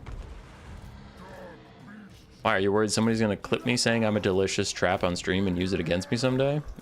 No. No, they wouldn't do that. Mantle of Gorok and turn. 80 melee attack Bestigors. Soon, you fools. Soon you will learn the power of a Bestigor. As soon as they stand up and start actually hitting you, then you're gonna have a pretty bad time. Then they're gonna get tens of damage. Oh, y'all just walked away. Y'all just walked away. See, I didn't think that they would just, they just walked away. Damn, that Mantle of Gorok was such a good cast. Why is it so good on Centaurs and not so good on infantry? I am shocked. Because infantry are so good at getting hits in. Oh no. Alright, they wanna pull. We'll let them pull. We'll let them pull. We'll just reform. We'll force them to come to us.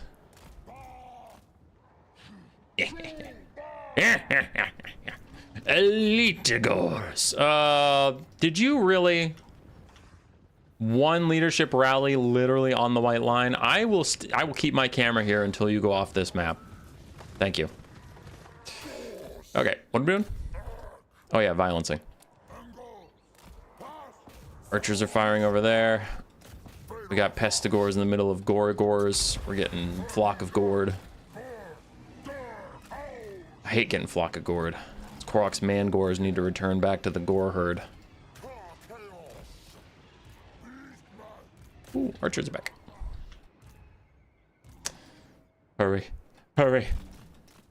Run, my little darlings. Run, my piggies.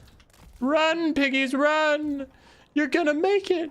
You're gonna be okay. No, you're not. Turn. Just click on them. There you go. Piggies, I give you violence. 48 melee attack pigs.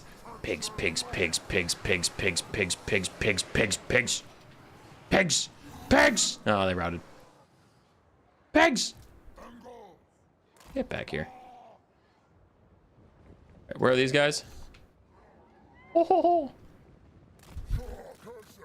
Like a whale returning to its pod, the corngores dare any of the sharks to charge them. But the sharks don't understand. That's what the corngores want. That's all they've ever wanted. Cold One Cav closing in. Turn on the weak ones!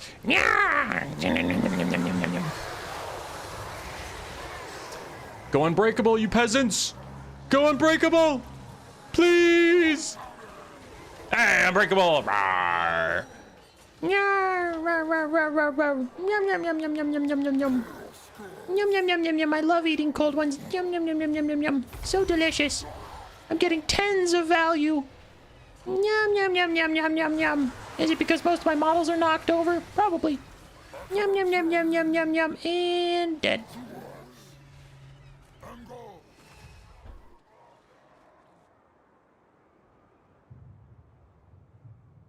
This elite organized army of Beastmen is so immersion bringing. What?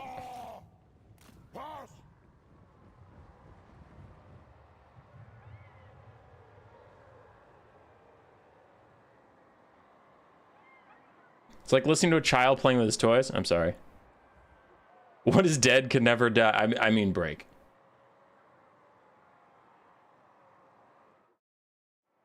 All right, we did just form up on the point because he has a full mobility army and he was starting to pull us in every direction, and I was like, this is getting messy, so I'm gonna just force him to come to us. Beastman boxes heresy. I gotta get him to fight somehow. He's just running around and picking off anything that's routed. So I just spend most of my game running around. So now we're just sitting on the point like, I don't know, come here. I don't know, come here.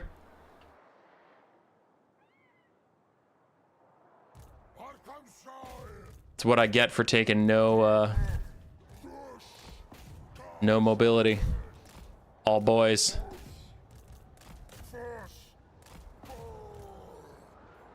Mantle of Gorok on the Pestigors. We have archers to kind of mildly harass them on the way out. I gotta say, I don't feel like ranged units are fixed. I've had several issues with ranged units since that last patch. Oh, that's a feral cold one that's so healthy. Oh, that'd be nice if we could rampage it just back into our troops and then it would instantly die. That'd be pretty cool. All right, we're getting lazy, which I'll allow it. I'll allow us to get lazy. So reform around the archer, and then whatever this blob is can continue marching, and if anyone wants to pick them off, I will allow it to happen. I will not retreat back to the box this time. We've retreated in the past. Now it's victory. Yes.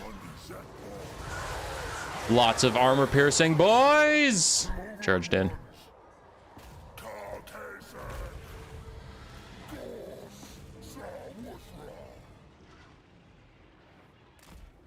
Okay. Everybody's starting to rout. We still formed up around the archers. Archers can pivot.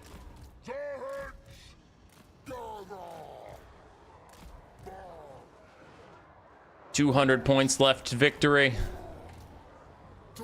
As predicted, the beastmen that got separated from the herd are getting culled. But it's all just a distraction. It's all just a waiting game as army losses takes hold. Definitely planned on army losses.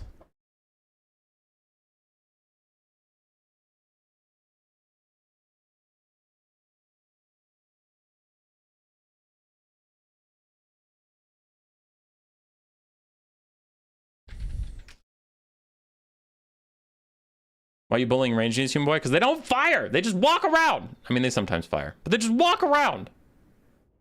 Bastards. Anyway, I did take too many marked units, so I'm going to count that as a loss. Appreciate Curio playing it out anyway. His Tehenowin full cold one build was a bit silly. Box. We're back to that. I was a famous box player, for sure, for sure. Did Tehenowin bring his orbital laser? No. Electric cabbage, that's why we love you. It's because your dad jokes are amazing. All right, Curio gets the dub because I cheated. I had too many marked units. I didn't think about that until we were in the game. All right, Boodum, get the next one in here. I've lost to Curio and Sippa.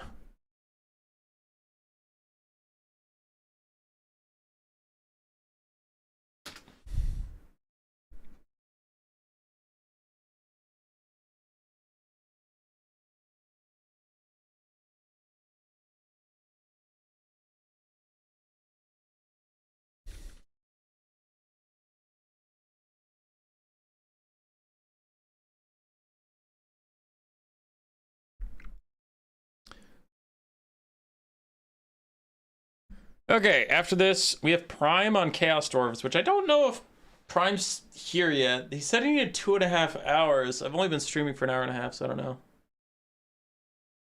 Then we have Albus on Norska, Codex on Kislev, Jackerskins on VP, and Gotrek on Dowie.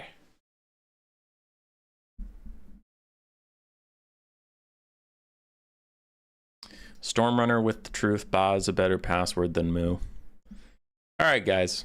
All right, we're fighting the Tomb Kings.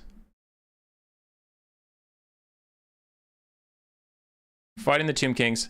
I ask you, chat, if you could pick one unit, you get one unit for me to bring. What are we bringing? You pick one unit. Now pick good. You pick good. The first unit to get mentioned 3 times is getting taken. It can be a lord, it can be a hero, it can be something. But man, like if 3 people mention Ungor Spearman herds, we're getting 1 Ungor Spearman herd, and you wasted your opportunities. You get 1 unit, chat. What is it? Human Boy has to. Somebody has to tell Human Boy 1.5 does not equal 2.5 does not equal 1.5. Yeah. Doomdiver. That's not on this roster. Ungor Spearman herd. Blarga, Morgur, Gorgon, Ungor Spearman, Cockatrice, Garga Blarg, Bloodbrew, Ungor Spearman. Double Gorgon Jabber is 1 unit, right? No. Morgur, Cockatrice. I think the Blarga, and Ungor Spearman herds are tied at 2. Blarga, Bloodblue Behemoth. That's crazy. You can't have all that. All right, Morgur, the Bloodbrew Behemoth, / Gorgon, and Blarga all got 3 votes around the same time. I will take 2 of those 3 units.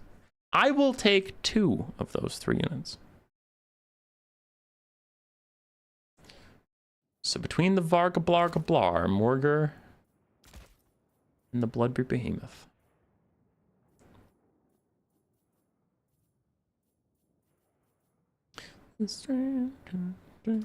I went to see Papa Roach and Rise Against in concert. That was dope. But now some of the songs are stuck in my head. Stuck in my head. Can't get it out of my head.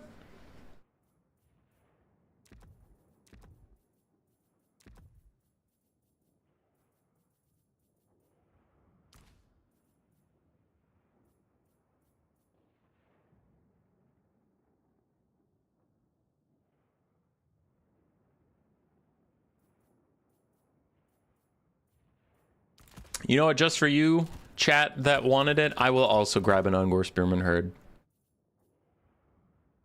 It's all because of you. It's all because of you. All because of you. I haven't slept in so long, and when I do, I dream. Ugh. Rise Against so good. I will say, with much disappointment, that they did not have a great show. Their show was not that good. And that saddens my little rat heart to say that. But it's the truth. It's okay. Can't all be bangers.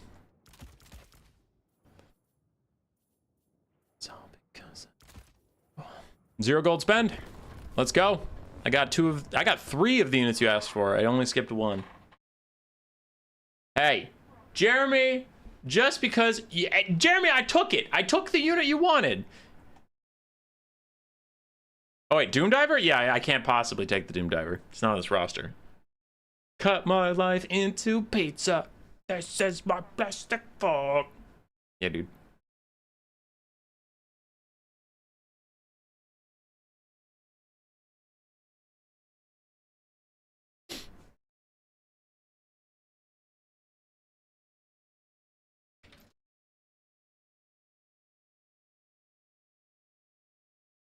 Cut my life into pieces. This is my last resort. Suffocation. That's about as much as I can play without the AI's the AI hive mind finding me and shutting this stream down.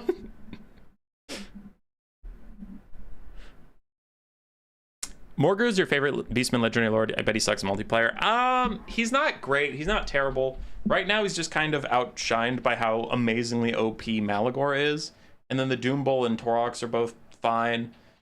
Morgur is solid against a couple factions, like Skaven and maybe Greenskins, but that's about it. It's just one where you need a regenerating foot lord that can't get sniped super easily. And then where Chaos spawns are good versus low leadership factions.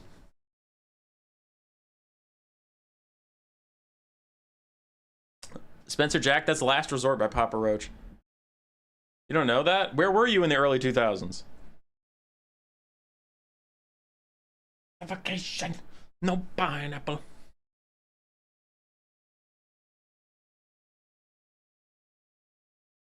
Did they really bring direwolves back? That's what I hear. Just Chaos Spawn, that's it. Electric Cabbage, you might be more happy than you think you're gonna be.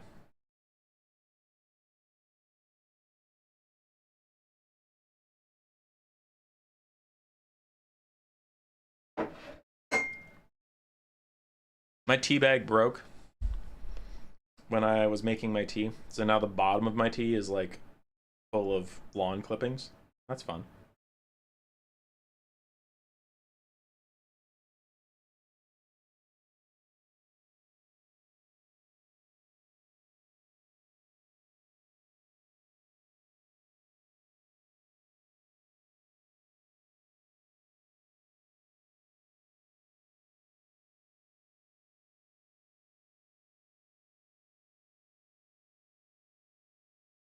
All right, Lore of Wilds. I don't know why it's telling me about that. I didn't bring the Lore of Wilds. Stupid asshole.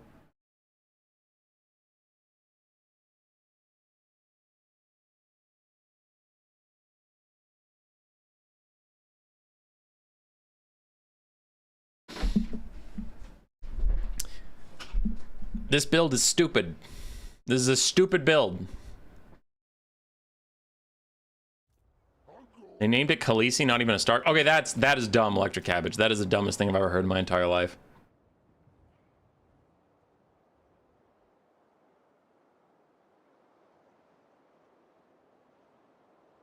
You guys don't open the tea bag? No, not usually. No, you don't do that. Come on now.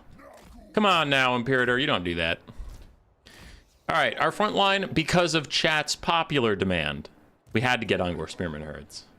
But also chat's demand, we grabbed Morgur and we grabbed the Varga Blarga Blarga Blar. I didn't also grab the Gorgon because then my army was going to be too tiny. Foot Flock of Doomcaster to try and salvage this build from being utter terrible garbage. And then we have Grog of the Wolf's Run, 2 other Centaurs, and 4 meaty Chaos Spawn. And guess what? For an added bonus, Morgur has 2 more Chaos Spawn. Oops! Almost all Chaos Spawn.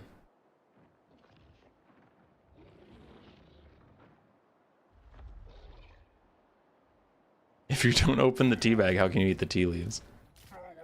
Truer words have never been spoken. Truer words were not meant to be spoken. Truer words shall not be spoken.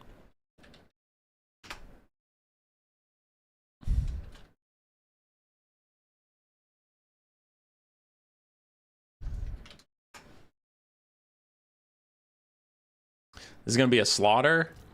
Hey, Olaf, you don't have to be rude to the Tomb Kings like that. At least let the Tomb Kings think they have a chance. In front of the might of Chaos Spawn.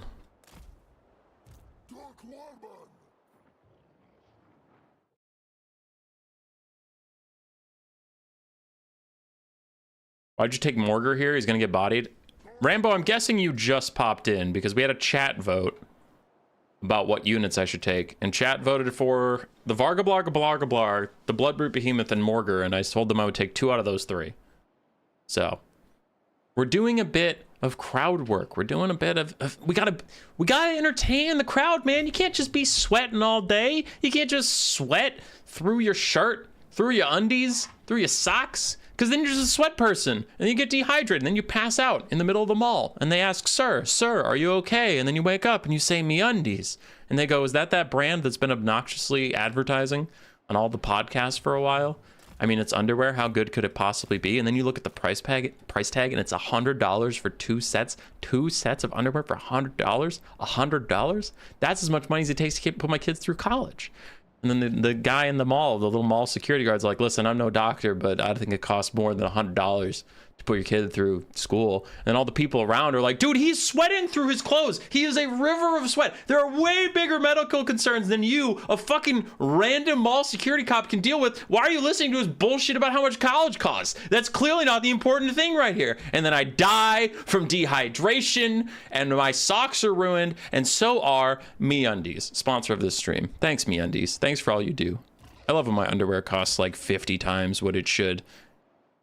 And it makes me sound like a Unga Bunga caveman when I have to say it. MeUndies. I bought MeUndies at Target. Ooh. We have fun.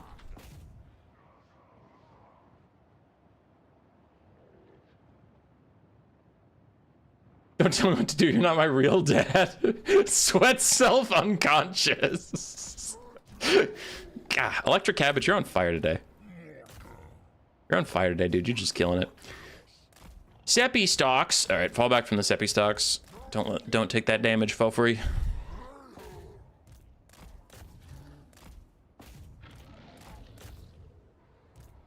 Spawn moving up. Morgar moving up.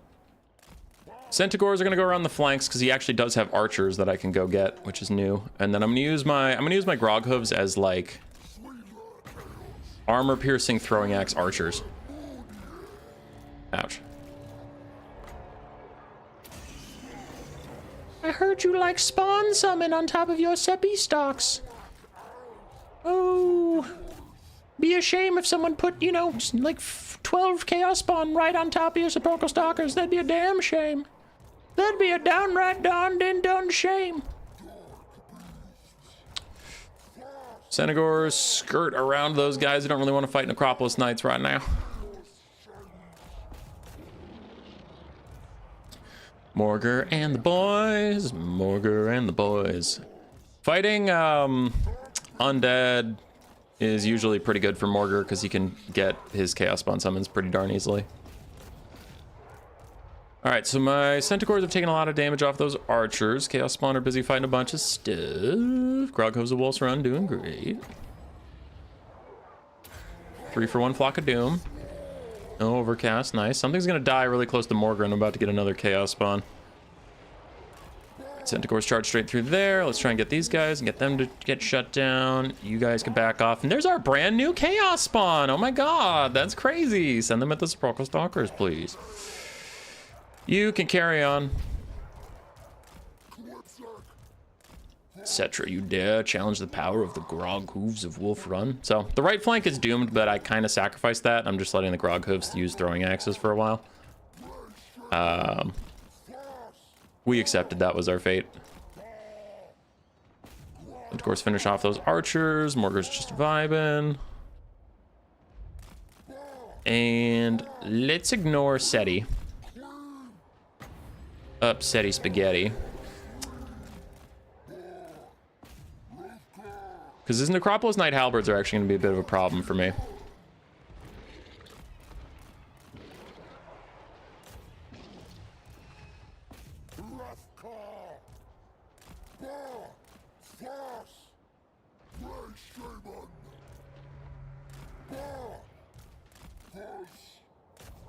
Grog hooves keep losing their attack orders. I don't know how that's happening, and I don't know why that's happening, but it is upsetting to me.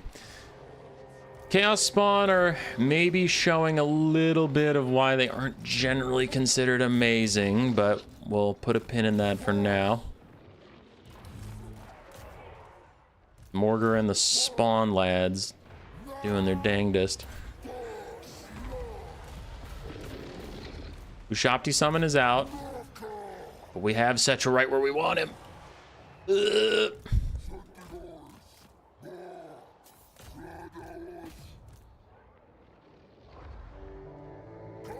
The Vargablar is back in session. Morgar's still Morgan. I've almost captured that point. Okay, I harassed the Sporkle Stalkers, but now the Necropolis Knights are here, we'll back off. Gablor, still trying to damage Setra a little bit. Getting some pokes in here and there. Another Flock of Doom down on his remaining infantry. Groghoof's got a decent rear charge, but now let's back off.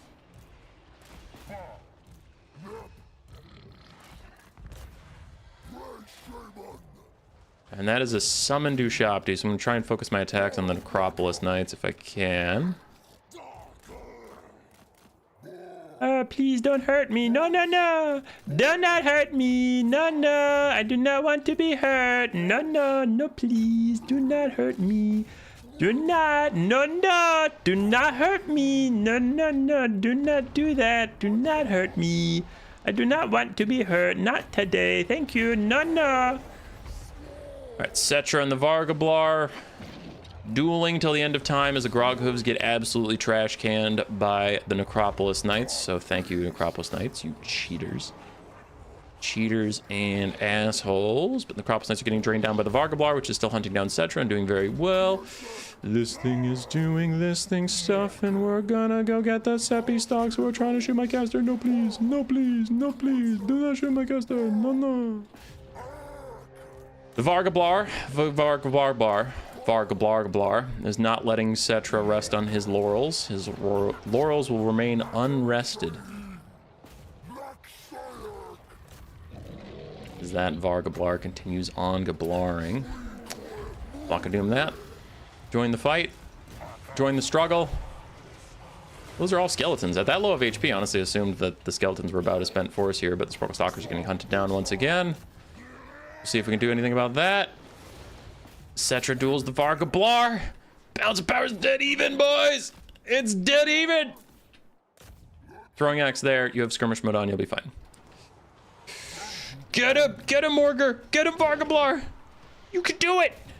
You can do it. Blah, blah, blah, blah, blah. Charge over there.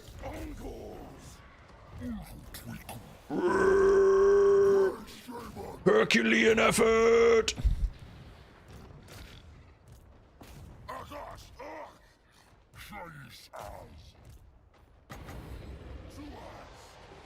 Oh, I'm gonna overcast this Flock of Doom so good. Wow, I didn't even capture that point in all that time. Ungor Spearman Herds, you have no capture weight. You're pathetic.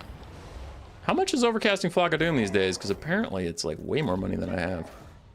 By money, I of course mean magic money. There we go, it's 12.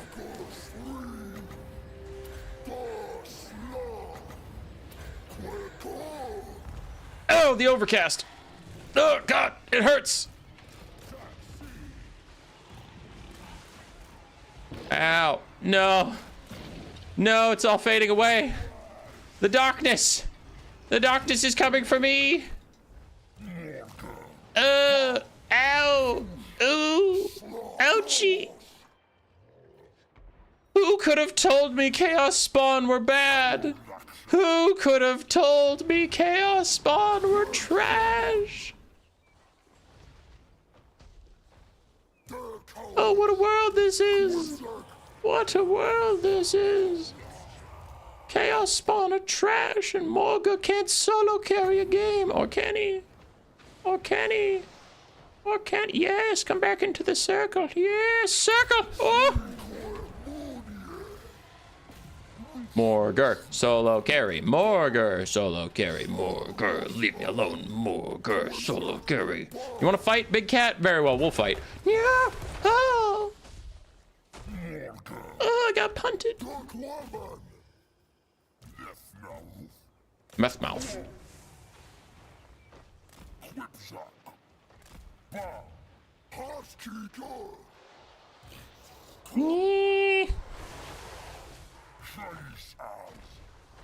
Come on, you can rally from this terror out, buddy. You can do it.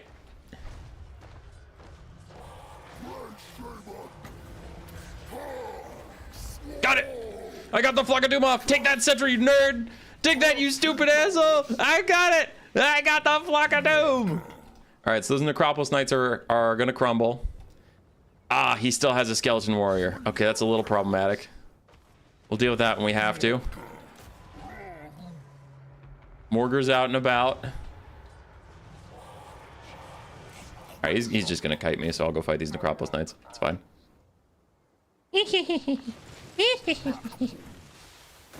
Come here, my children. Fight me. 75% missile resistance. Yeah, whatever. Keep shooting me, punk. See what happens. See what happens when there's no one to save you from Morgur, the Shadowgrave. Bring me that ass. I have 3.0 capture weight. They have 1.6. Ooh, I can actually out-capture them. Come on, Morgur. Get in the circle, quick, before they take it.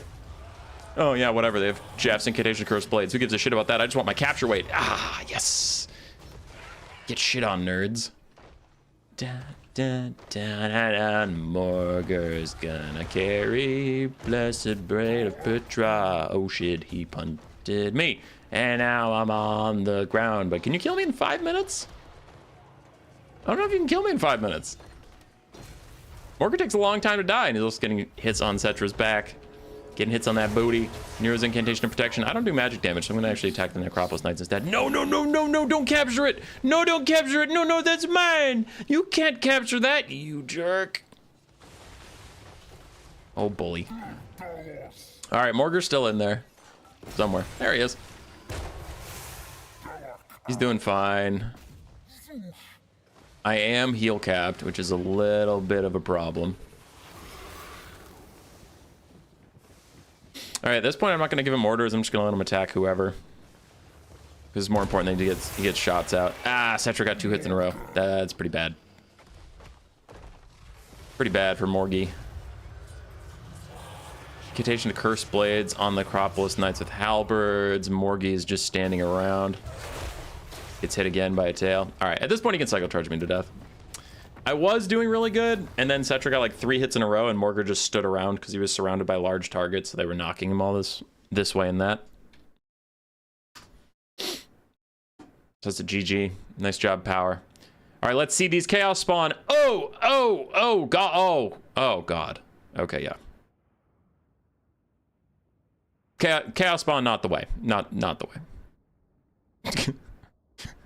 I'm frankly shocked to learn that. I'm learning that just now for the first time, that Chaos Spawn are bad.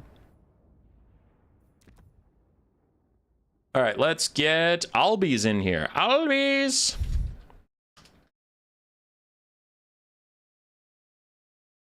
Doomdiver would have carried. True.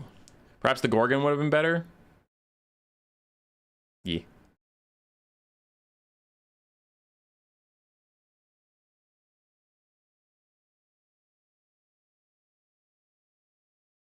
Boy's either 12 or 52 at any moment. Oh. How old am I? I'm 31.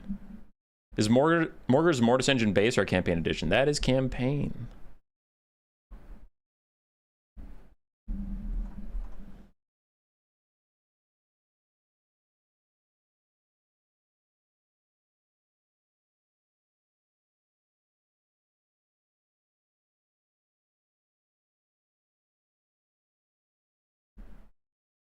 Beastmen need Kragnos. Kragnos.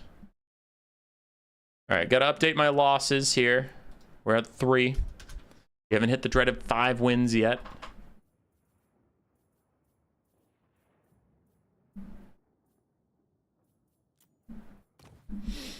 And we're against Norska.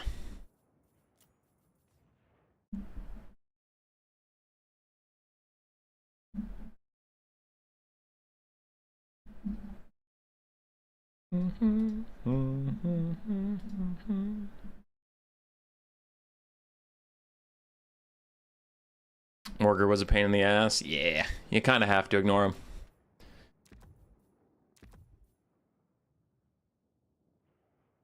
Got to hear the noise.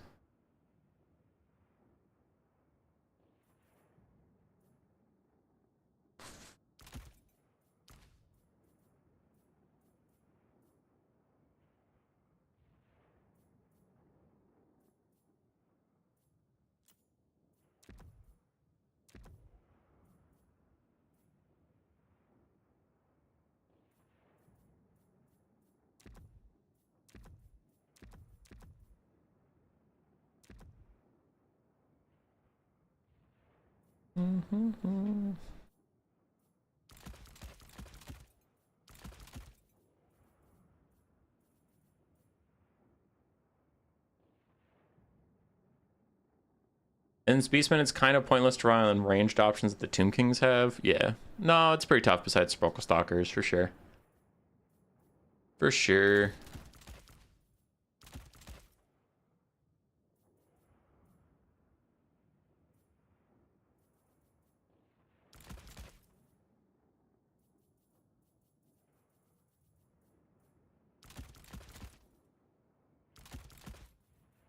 Let me think for a moment.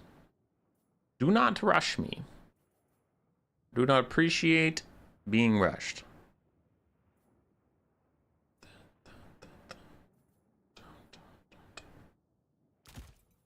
Yeah, this is fine. All right, got a good build.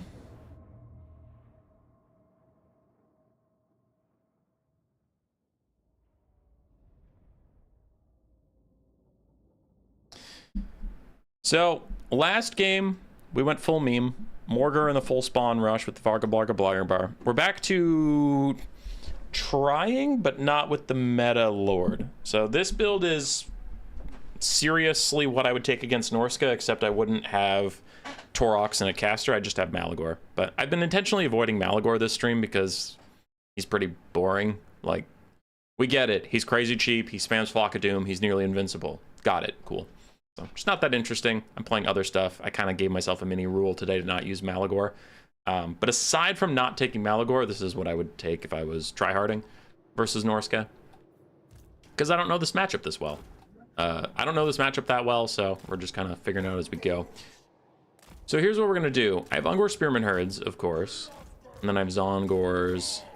And then we have Pestigors. So I wanted to take Zongors versus Norska because their whole roster gets physical resistance from rage as they fight. So the magic damage of Zongors will always be useful. But especially against Skinwolves who have pretty high physical resistance. If we get to a late game situation where I have Zongors supporting my fight against Skinwolves, you know, we'll do a little extra damage. Forgot I had Blackhorn's Ravagers in here too. We got all that. So we have a good wide infantry line that should win the front line unless he took Marauder Champions or Berserkers. And then we have 6 Centigors, 2 of which are Centigors of Tzeentch. Magic damage, again, to do well against the physical resistance of the Skinwolves. But if he goes with Armored Skinwolves, I have been punked by that before in this matchup, where they go 4 Armored Skinwolves. So I take a basic Centigor and I charge an Armored Skinwolf and I get wrecked. So to avoid getting wrecked, I did take 2 magic damage armor-piercing Centigors that, if you have an Armored Skinwolf, I am going to hunt them down with this and get them off the map. Aren't Beastmen only allowed 4 marked units? I forget that the Centigors of Tzeentch are marked! Oh, I should have taken Great Weapon ones. Yeah, you're right, I cheated again.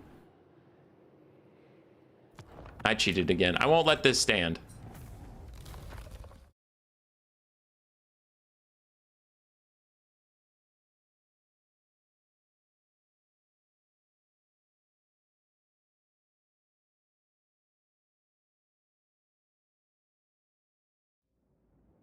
Okay, yeah. I'm not gonna make that mistake twice. So I'm gonna get the Sons of Goros and a basic Centigor with great weapons.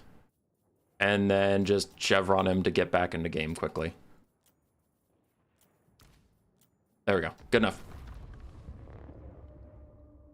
7 out of 7 losses? What?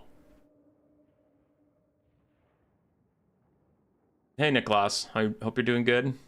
Just take the RO instead. Yeah, I grabbed the RO. I just need the second one. Shame. Shame.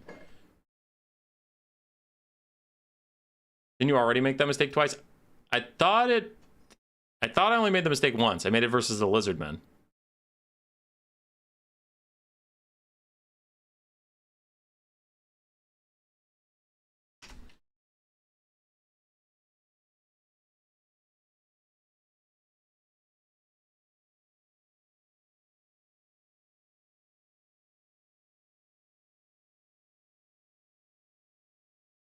Cost 1, 1, 2, 3. With chevrons, yeah.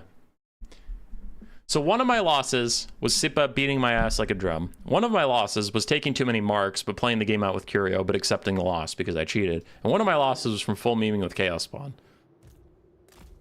So far, I'm actually feeling good about today. I'm feeling good. I haven't played like garbage.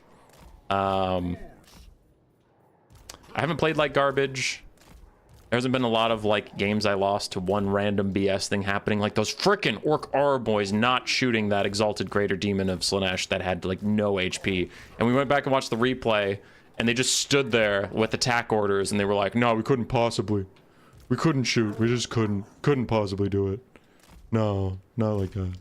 Anyway, we also have a Shadows caster. Melkoth's is always a good spell, and then Enfeebling Foe to turn a Centaur versus Skinwolf fight somewhere in my favor. I suppose that's also not the most meta thing. I did say that besides not having Malagor, this build is what I would actually try in a tournament. I have been switching up the Lores of Magic just to keep it interesting throughout the stream. I would probably just take Flock of Doom.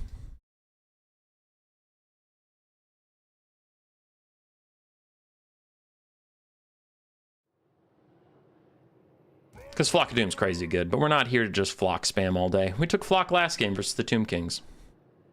Take a little break.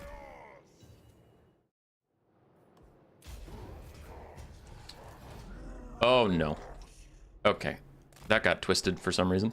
Norskin, Ice Wolves, Skinwolves, are any of you armored that I need to care about? One in the very far back is armored. Then we have the Cold Voider, a Deathcaster, Wulfric the Wanderer with Sea Fang, and then Marauders and Berserkers.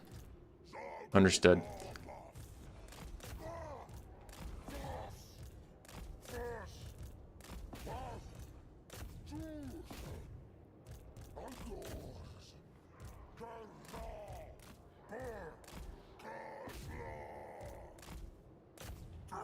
Okay.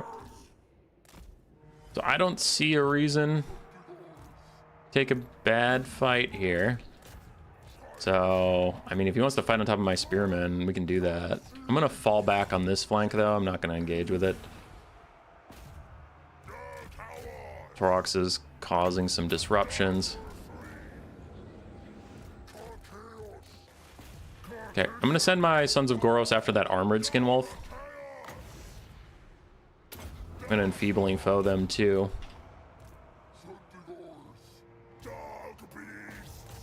Okay, you stay after those Skinwolves. You stay after these dogs. The chevroned up guys can go after Wulfric, and then you guys turn around. Got it, cool.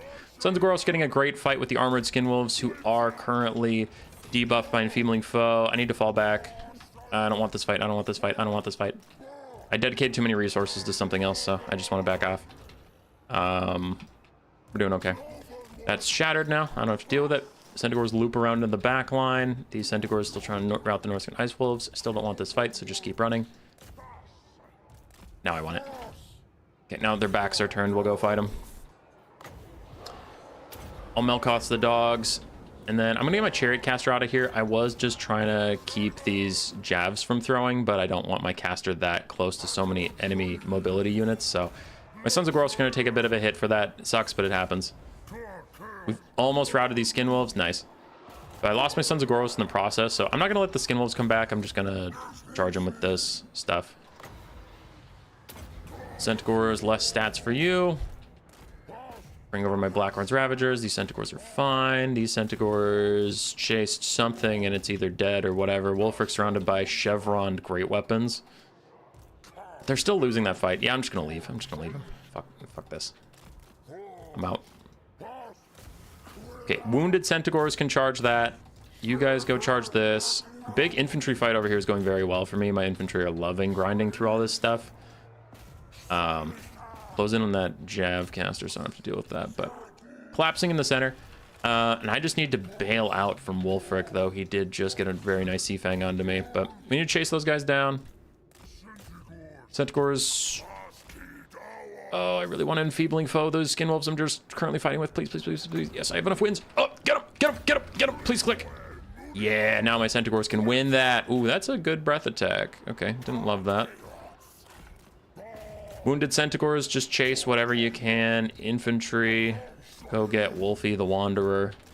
Don't group up on him or he's going to do bad things to your grouped up little bodies. As these skin wolves have 4 melee defense, Centaurs getting good damage. Cold Voider's landing on me, which is a bit of a pain, but it is what it is. Is that a Footcaster? That's a Footcaster.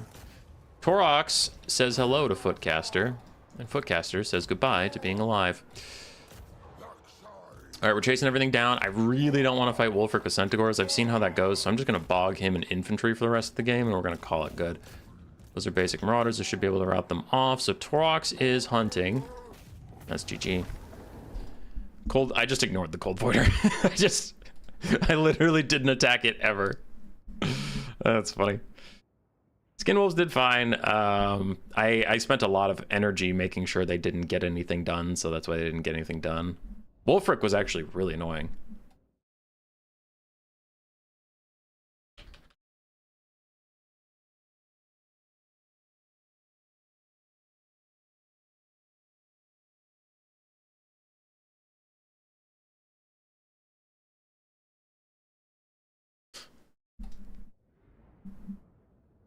I thought Pit of Shades was armor piercing only. Oh, you're talking to Power Chan. I don't know. All right, good stream. Jack, if you weren't fully paying attention, I am going to finish everybody on the list. Jack, don't leave. Jack's in 2 games.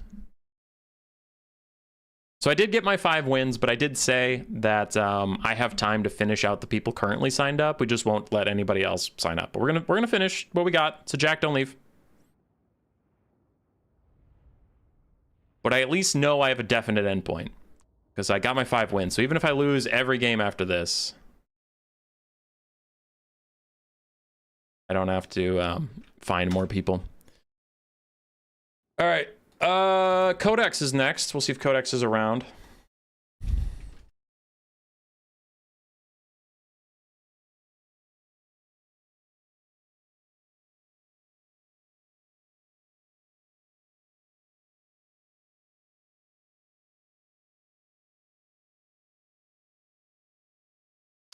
So left in the stream, Prime is coming back at some point with Chaos Dwarves. Then we have Jacker skins on Vampire Coast, and then Gotrek Starbreaker on Dwarves. Will I get another match? Are you stopping at Gotrek?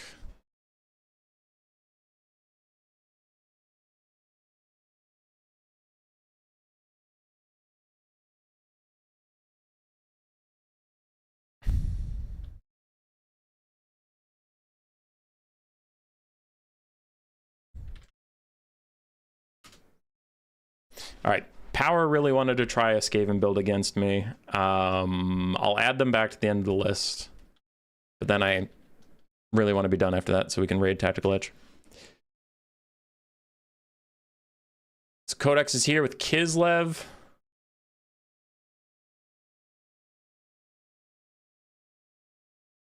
Oh, crap, he instant readied. Okay, Kislev. Okay. Can't mess around too much because Codex is solid and Kislev's a solid faction. We'll see what we can do here.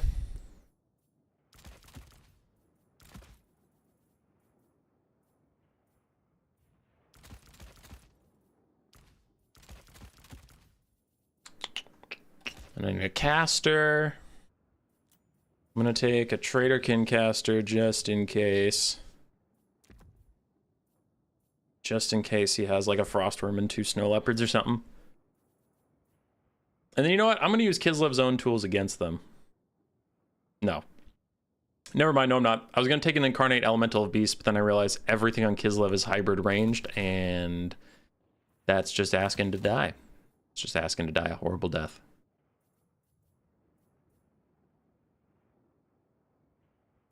I feel bad taking Centaurs every game, but they're my only light cavalry options, so what? Actually, they're my only cavalry options, period. So what am I supposed to do? Just not take any cav? How do I run down things I route? Don't be silly. Oh, we're good.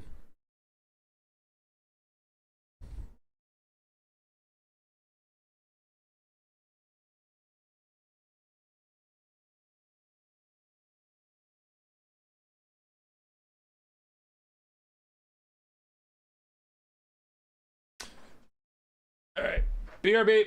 I'm gonna grab a beverage. Jacker skins, I swear.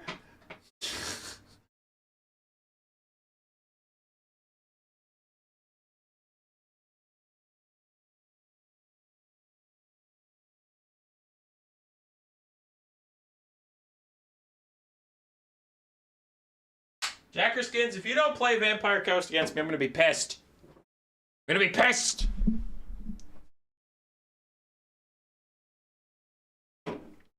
No cab, you already did this. I brought 2 cab just to route things. I brought 2 cab. So I'm still trying to bring some newer stuff. So we have a Gore Herd rush. Ungor Spearman herds, of course, y'all have seen that before, but now we have a main line of Gore herds. And then actually what we're gonna do is we're gonna form a bit of I mean, I can Vanguard, so why not play with it a little bit? We're gonna try and surround a little bit. So we have that, and then we have Minobus, which we haven't actually played too much today. I think I've played Minotaurs 2 games. And then we have a Razor Gore Chariot to cause some disruption, a Beast Lord on his chariot with his dual melee attack buffs to help get through that front line nice and quick. And then I did take a Traderkin in case of Frostworm and double Snow Leopard or something like that. And then we have 2 Centaurs because I need something to run things down or run down archers. And Kislev warriors can actually just beat poison dogs. So yeah, I do need Centaurs just to be better than dogs. But the main force of this is going to be the Razor Gore herds, the triple Minotaurs, and the Gore herd front line. Centaurs. 2 Centaurs is not enough to truly change how a game's going to go.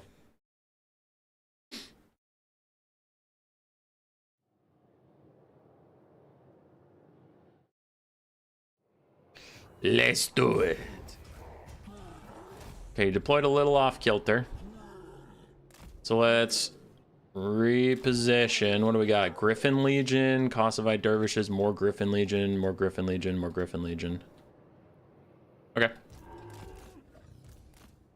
So I'm going to move some Minos closer to that flank and this flank to make sure that these heavy cav on the flanks don't just think they can charge me for free. And then a Zargard front line. Ooh, that's juicy.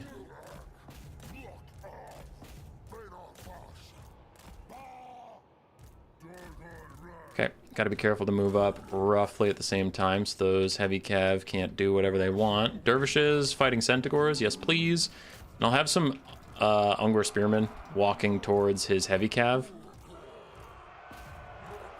Just to make him a little hesitant. Back off, back off, back off. This flank isn't advancing fast enough because I was distracted doing other things. Pop one of your buffs. You don't need to pop both. Just pop one. We'll pop the other one in a second. All right, so far I have Spearmen engaged, which is perfectly fine. Now we take this fight with Minotaurs charging into the side. There goes a Blizzard, but I'm almost through this front line. I'm going to pop the next buff. My Chariot's sliced right through. Those are Griffin Legion, so I don't want to fight them. I don't want to fight any of these, honestly.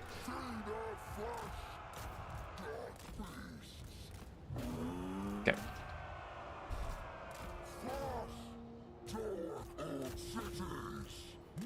Zargard are proving very difficult to get rid of. Traderkin this blob, I guess. Something. And then Centaurs and Minos are chasing down this Griffin Legion, which I'm going to loop in and block so that my Minos can hopefully catch up.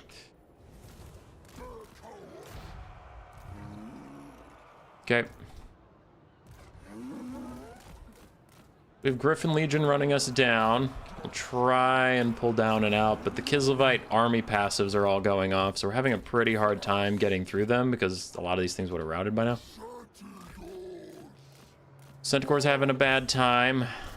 So are these Griffin Legion, however. And if they want to back off, we'll just go back in on their infantry. Everybody go down here. And I'm gonna set up some spearmen to guard my back, so they can't just charge in for free again. I lost all my gore herds at some point. Let's get them back into the fight. And this fight over here is going really great. We got this Griffin Legion almost down. Now, some of my Minotars are getting drawn pretty far out from the battle, but it is what it is. What are you two stuck on? You can't move at all. Get back into these spears. You're about to get isolated. All right, Razor Gore herds are pretty stuck. Razor Gore chariots, I should say, are pretty stuck. All right, we just led these guys back into the fight. You guys are fighting on top of halberds, which isn't ideal. All right, break off, kill this lady. Spears set up another defense of me, but I'm gonna Traitorkin her, and then I'm gonna pop a melee buff for the Centaurs. So we should get a nice Lord Snipe here. Should, being a keyword. Are those routing yet? Yeah, those are routing. Okay, so I can start bringing my Minotaurs back. They're pretty fast. They'll get here decently fast, but killing a Griffin Legion was worth it. We had them in a bad situation, so it sucks that I was really, really far away from the fight, but it is what it is. And then you can see with the Traitorkin and the Apocalyptic Visions Goon Squad attempt, we got the Lord, and that's going to be GG. I do like Pigs versus Kislev. Yeah, I just didn't have the money after grabbing a Gore Herd front line. Minos are pretty solid. Razor Gore Herd caused a lot of disruption. Beast Lord's buffs were nice to get that Centaur to just flat out kill the enemy Lord. So the Beast Lord he can be solid if you just need to spam melee attack. And I feel like I've shown it a lot this stream, and these Centaurs aren't Centaurs with great weapons, but Centaurs with great weapons especially have way too low of melee stats to get their damage out. But if you give them buffs like the Mantle of Gorok or the Beast Lord's little thing or Enfeebling Foe their enemies, Centaurs can do so much work. So I hope I'm showing that Beastmen can actually use debuff spells to pretty good effect. Or buff spells. So, GG.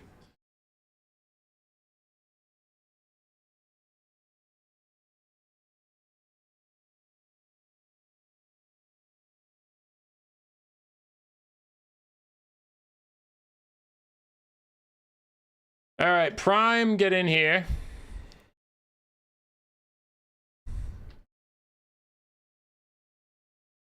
So for our remaining list, we have Jacker skins after Prime on Vampire Coast, then Gotrek on Dwarves, and then Power on the Skaven. So 4 games left because I haven't played Prime yet. So we'll get Prime in here. Let's do a map. Blood Pine Woods, sure.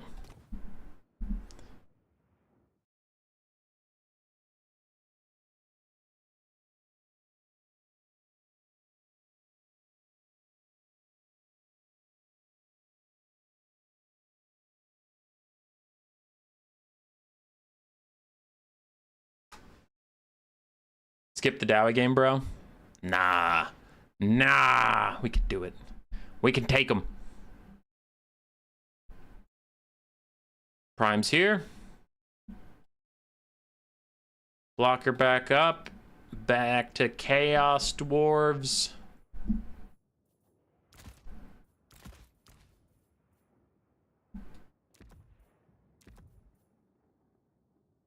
Awkward.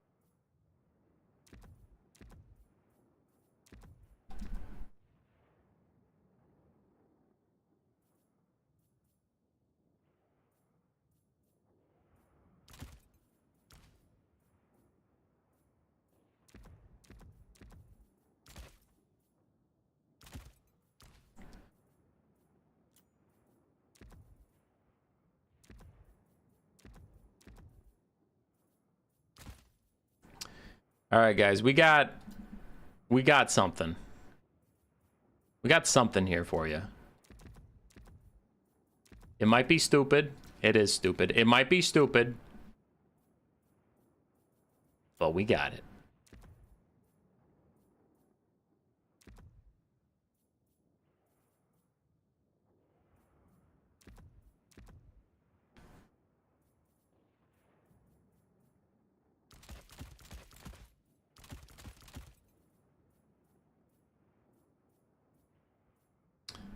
All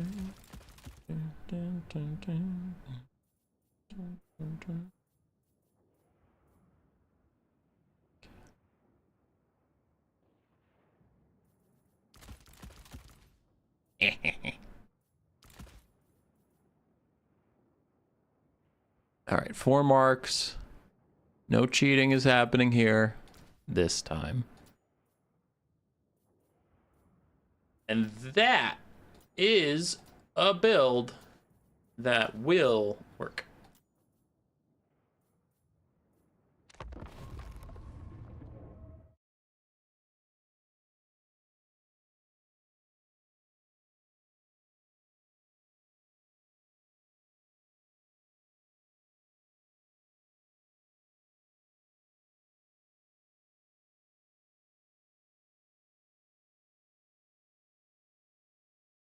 So 4 games left. VP, Dwarves, and Skaven after the Chaos Dwarves, and then we'll wrap up. We've already hit our wins we were aiming for, so now it doesn't matter if we win or lose. I'll still be trying to win. I'm taking like a fun build, but there's an idea behind it, so it could be good.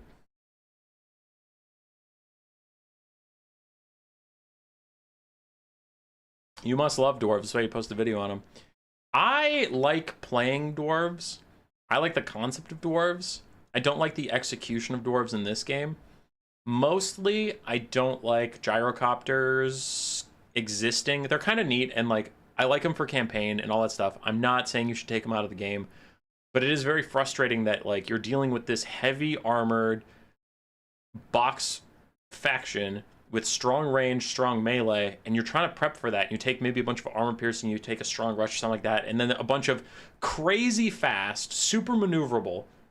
And those are different. Like, yes, they have high speed, but they also have very quick responsiveness. Like, there's no lag time in your orders. If you tell a gyrocopter to go right, it'll just like, go right. So they can dodge range shots super easily and stay alive. High damage flyers, like, I hate that, where it's like, that is not dwarven to me. That sounds kind of stupid. So, like, if they have helicopters, they should be kind of slower, easier to hit, so you have to get true aerial superiority before you can use them like that. But the fact that they're so zippy, you can just kite. So you can play dwarves like wood elves, which is really annoying to me, and I don't like that. I think the Thunder Barge is a bad idea as well. Again, aerial range is just a very polarizing topic for me. So, yeah. I don't hate dwarves. If it was up to me, and I was feeling unfair, and I just wanted to tell everybody to go screw themselves, I would just personally ban all flying units from dwarves. And then I think the roster would be more fine for people to deal with, but I'm not gonna do that, I'm just saying.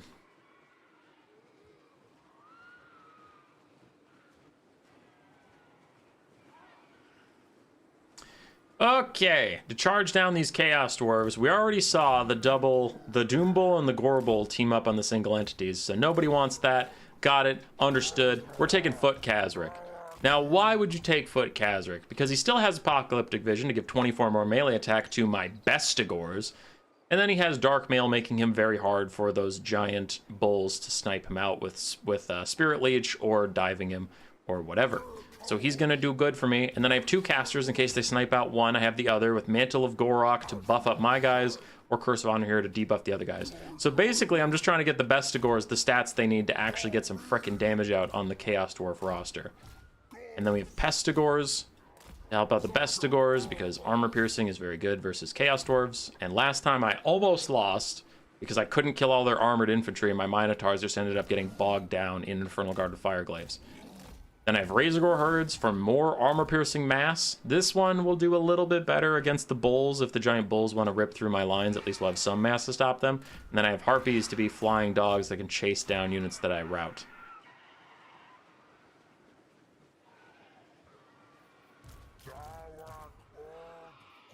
So this could be fun. It could be really stupid, and we could lose instantaneously. But it also could be fun. Ready. Good luck. Have fun. I think after playing this stream, I can conclude that Centaurs, even after their nerfs, are still crazy strong. which isn't necessarily a bad thing. I mean, you do want rosters to have identities. You want them to have units that are good.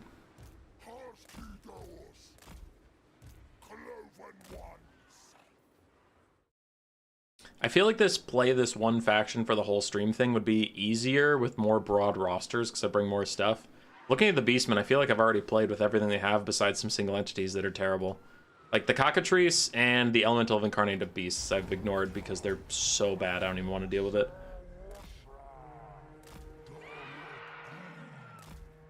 Alright, pivot before we charge. And let's take a look at their army. Chaos Dwarf Warriors, Blunderbusses, Infernal Ironsworn, more Chaos Dwarf Warriors, a couple Bull Centaur Renders, a Kadai Destroyer, a Kadai Fireborn, and then we do have a Sorcerer Prophet of Hashit with Curse of Hashit and the Withering and Enfeebling Foe. Oh wait, Withering and Enfeebling Foe are just from his mount. Okay, so we know he's going to be pseudo-spirit leeching Kazric here. So I feel a little justified in that. I'll realign one more time and then I'll charge. I was busy looking at his army by the time my army was ready to charge and I didn't use it right.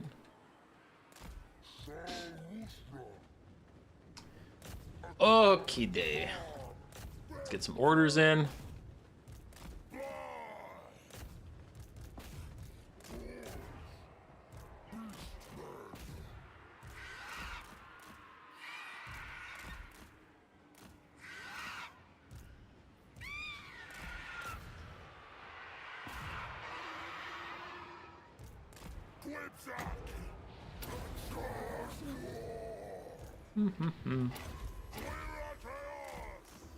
Oh, did I cancel his thing? Dang it. Alright, I'll give the Bestigors the thing.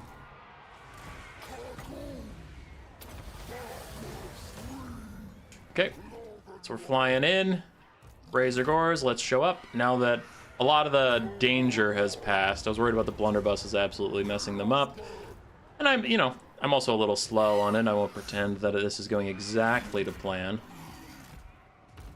But we'll get some Razor Gores in here. Cleave through those armored infantry. Buffs are up for the boys. You guys can fight this. You guys can get over here. You guys have shattered that, so maybe come over here and help over here for a bit. You're still charging up your Jagged Dagger again. You're charging up yours again. You don't have to chase that Blunderbuss. Let the Harpies do it. That's what we brought them for. So this Pestigore unit can come over here and hang out with this. Razor Gores do their jobs. Kazric and some Harpies. The Harpies don't need to be here anymore. We have Bestigores fighting next to Kazric. That should be enough damage. Harpies are back. Let's chase some of these.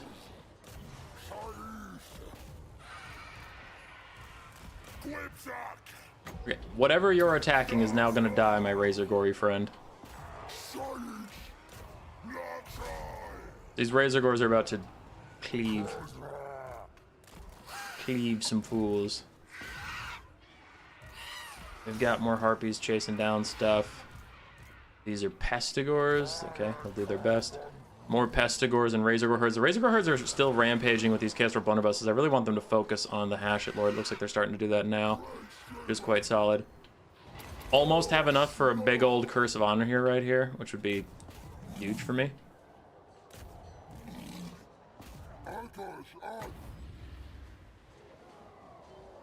Bull Centaurs are trying to opt out, but I'm still going to cast it because I really want to get extra damage onto these Chaos Dwarf Warriors. I'm having some difficulty killing. We still have Pestigores chasing that. We have Razor Gores chasing this. Harpies have shattered some stuff, so let's come back. Ah, you Razor Gores didn't run into that guy like I wanted you to. Okay, that's a little annoying. Whatever. Razor Gores charge in. Kazric's trying to keep those Bestigores in play. Elsewhere, we're still grinding through these guys. These Bestigores are doing their best. Ah, Bestigores doing their best. Actually, didn't mean that one. That was an accident. That was an oopsie poopsie. Oh, I really want a Mantle of Gorok to cast on these Bestigores over here, but don't have the Winds of Magic. I burned it, being stupid. I thought you wanted the Curse of Honor here. I thought you liked it. I did. It was actually pretty fine Curse of Honor here. That was good. Kazric is just being the solid middle force than I needed him to be. Another Curse of Hashut is out onto my caster, which is pretty fine because, oh, here we go. Bestigor Herd with all the buffs. Joop. 61 melee attack for them. Now they just kill everybody.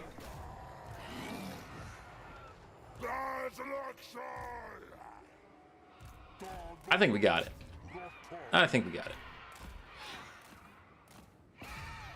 Harpies chase that down. You guys chase that down. Khazar's still charging back up. We killed a lot of stuff that's trying to run away.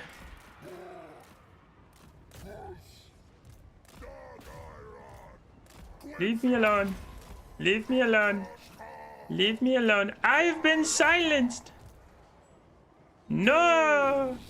I have been silenced. No. Do not silence me. No, no. Do not silence me. Okay. RPs can chase down that bull centaur. I can bring these guys back to the fold. Kaz can't cast any of his buffs because he's being silenced at the moment. There are no AoE spells I have to worry about, so everybody just pile in here and try and kill these Infernal Ironsworn as you back off and give a buff to that Bestigor herd so that they can get through the armor of the Infernal Ironsworn. And continue retreating. That guy wants to get our caster. He's going to have to leave Khazar alone, and then Khazar will be able to cast his buffs, and we'll get more damage out of the Infernal Ironsworn. I didn't realize that wasn't shattered, so I almost ordered you to do something very stupid. Alright, he's gonna go snipe my caster, which is smart. That's fine. But mainly I just want Khazar here to do this. So now my Bestigor herd briefly has 89 melee attack, but it's more about getting these other guys the extra melee attack, because if I can get rid of these Infernal Ironsworn, that's gonna force that Lamasu to just fight in my infantry for the rest of the game. So I really want to get rid of his ground presence, and at this moment that is just the Infernal Ironsworn that I can't get rid of. Khazar's doing fine. He's honestly almost paid for himself while still providing those AoE melee attack buffs that I needed. And now let's all gang up on this guy, and I'll just order a Harpy to lurk over here and go after that Infernal Ironsworn, but that's GG.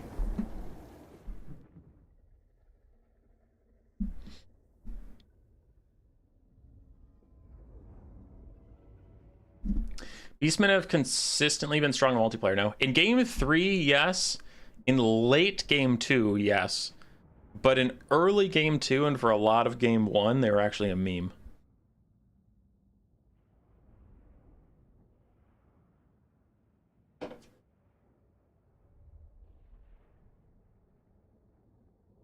Khazar did alright. He did his job. Buffing up our bestie pestigors. Bestigors did fine. Harpies chased things off like I needed him to. Razorgore herds did pretty well.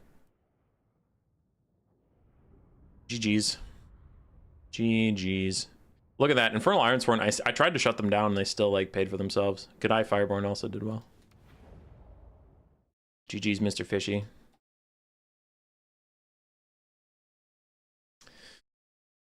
Jack. You up.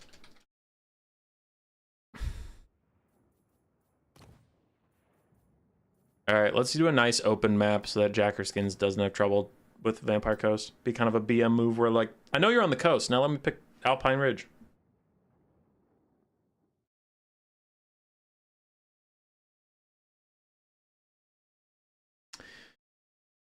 Beastmen versus the coast. Let's do it. Oh, he instant readied. Oh, whoa. You can't just be instant readying out here. I mean, you can. You're within your rights. But I'm within my rights to go whoa.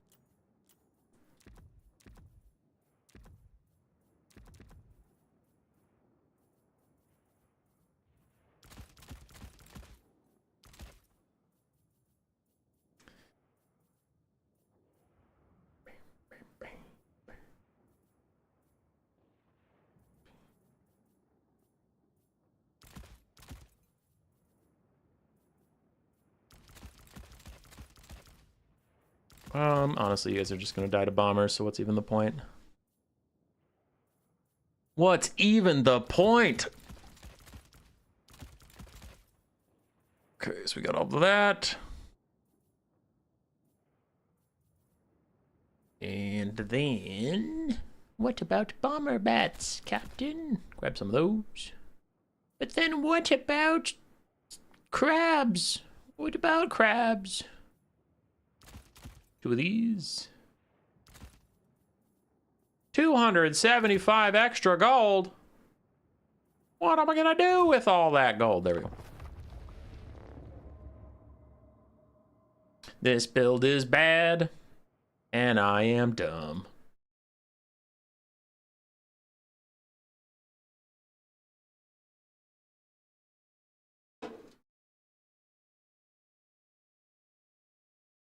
So next we have Gotrek, and then Power, and then we'll raid Tactical Lich, who has a tournament going on today. It's gonna start in about 1 minute. I don't want to stream too long into his time. I don't like overlapping with other streamers if I can avoid it. Feels rude. Just be like, hey, I heard you're trying to stream right now, but I'm just gonna pop right in and do what I want to do. Enemy troop count is 2,000 versus about 2,000. So we have equivalent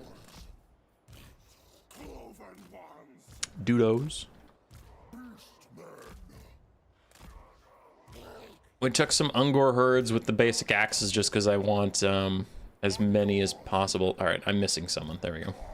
I just want as many as possible to be up in his face. And then we have Corngors for the late game. These are here just to deal with crabs in the hyper late game. So I'm going to have them as like a second line, but not really put them up in the front line. 5 archers, because archers of any kind are good versus the Vampire Coast in any roster. So you really want those. And I do have a Harpy to try and prevent some Bomber Bat shenanigans, a Razorgore Herd for a bit of mass and armor piercing, a Spirit Leech Caster to poke down Noctilus, and then, oh yeah, 2 Gorgons, baby! 2 Gorgons!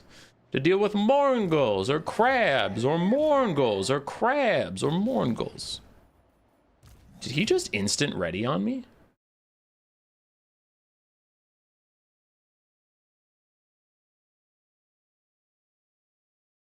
This man just instant readied on me. Okie dokie, what do we got? Pistol mobs, pistol mobs, pistol mobs, pistol mobs. We have the Shade Wraith Gunners, Deck Gunners, Bloody Reaver Deck Guard, bloated corpses, and then a bunch of zombie pirates.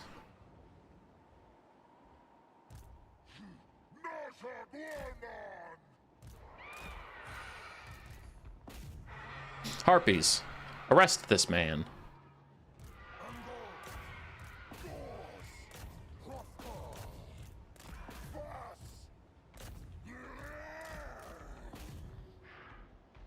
I could stop and shoot at him with my archers, but my archers have more important things to be doing, like getting in range of the Shade Wraith Gunners. So we're gonna focus on that.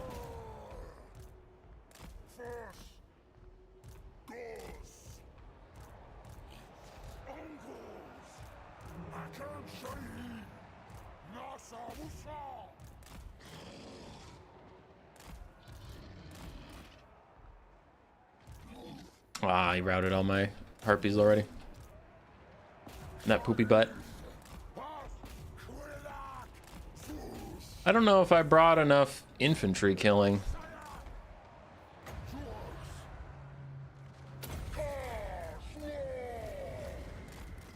Alright, we stalled as long as we can. Time to get in there, I suppose. In comes the bloated corpse. Saw 3 of them. Now there's still 2 up in the hills. I don't see any crabs, so my Corngors are just going to have to become frontline units.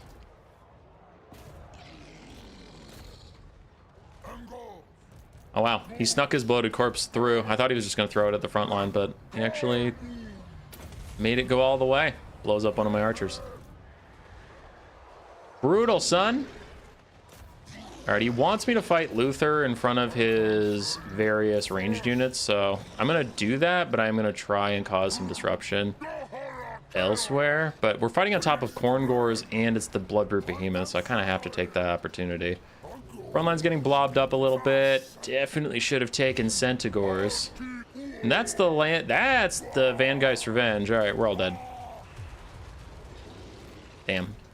Nice Van Geist cast. This is going very poorly. 3 bloated corpses is too OP, and also maybe double Gorgon wasn't the way, as they've already died. The Gorgons are already dead. My goodness, is this why people just take Centaurs? It can't be. Oh, but it can. Oh, but it can, and it is. As the bloated corpse is trying to even find somebody. You know what? I'll melee him. I'll melee you, you punk ass. Come here. No, I won't. I'll shoot him. Just don't know if that'll even stop him, but I'll shoot him. Fire! Bam. Stopped him. Dead in his tracks. But that is GG anyway. Pin cushioned. Don't take tall, unarmored things versus them. Oh, I forgot to update my wins, so I have 6 wins because I got 1, and now I have 4 losses. GG's, Mr. Jack. GG's. Oh, blocker was too early. Bloated corpses, 80 and 400 for value. One got 0. Shade Wraith counters did well. Those guys must have killed my Gorgon. Pistol mobs also did very well. Luther did fine. For my side, I mean, the Gorgons didn't do very much. Archers tried their best, but got zoned out. Yeah. GG. Gorgons suck, dog, and definitely not just the matchup. How much are bloated corpses? 425.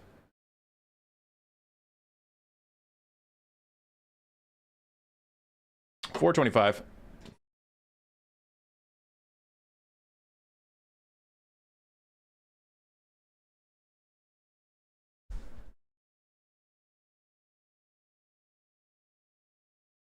So we have dwarves, then Skaven, then throw you all tactical lich. 400. Oh, 400. All right, you had 1 almost pay for itself. Killing a whole archer. That's pretty funny. All right, dwarves, another shooty shoot faction, so I won't give them a tiny map where they can't see anything. That would feel pretty BM, so let's do Cliff of Beasts. That's fine. I've just been switching between conquest and land battles at random. Not really planning it out. I know I am fighting Duff. I honestly liked Kazric versus those Chaos Dwarves. That was actually pretty cool, so I might give Kazric another shot.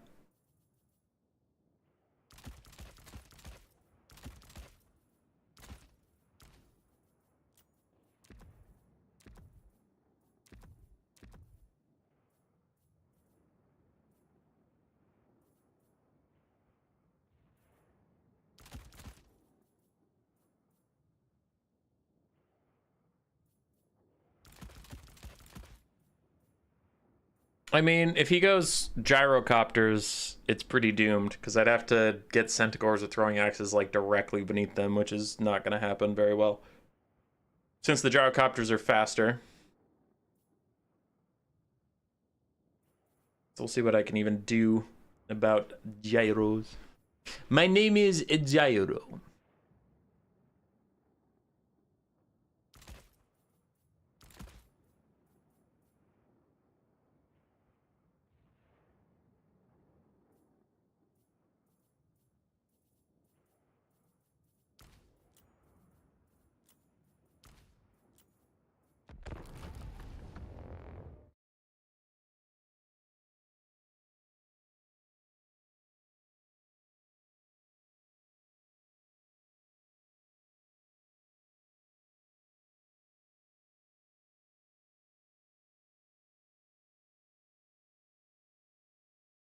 We have a soft, serious build here.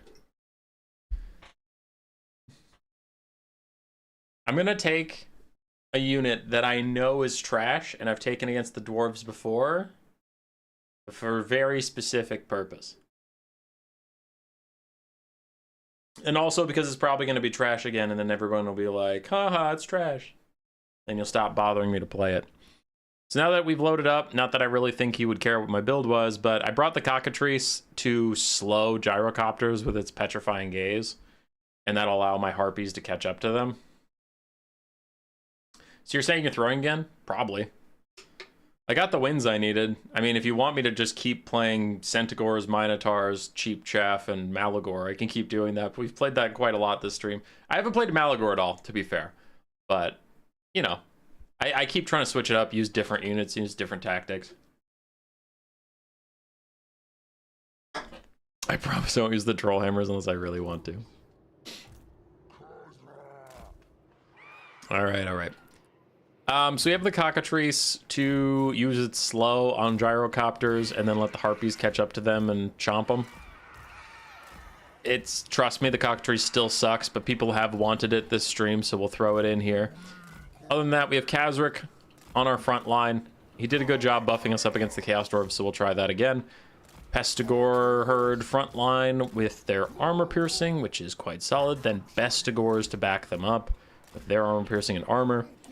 And then 2 Razorgore chariots to do good work against Dwarven infantry and cause disruption. And then 4 harpies to chase down gyrocopters because Centaurs are throwing axes. I mean, you can kind of counter gyros with them, but it takes a lot of micro, a lot of effort, and honestly a mistake from the dwarf player, which I don't expect to see here. And then also, while you're dicking around, you're trying to kill like 750 or 800 gold units while the whole Dwarven force is just shooting the piss out of you because your Centaurs are running around like idiots. So it's a bit of a lose-lose there. So I'll just hope that 5 melee flyers can peel whatever flyers he has. And if he doesn't have any flyers, then I don't know. We have a bunch of useless units. But that's like, that is kind of what I was talking about with dwarves. Now this is a for fun stream where I'm just kind of chilling and playing games and talking to y'all. So I'm not that invested in it. But that is kind of the problem of like fighting dwarves is you have to prepare for incredibly cheesy air builds or a box or a hero hammer or a wide build. And those all require really different things out of you. So then that's why a lot of people consider dwarves to be so strong, is it's like just the amount of tactics they can pull off, and their tactics are all so crazy different. Because it's not like, oh, bring this, and it's kind of generically fine against whatever. It's like, no, that's super useful versus some things, and super terrible versus other things. Alright, so we're getting some harpies involved. And now that the Thunderers are going to be charged by harpies, we'll get our Razorgore chariots moving. As Kazric is getting Power Fist Croxagord.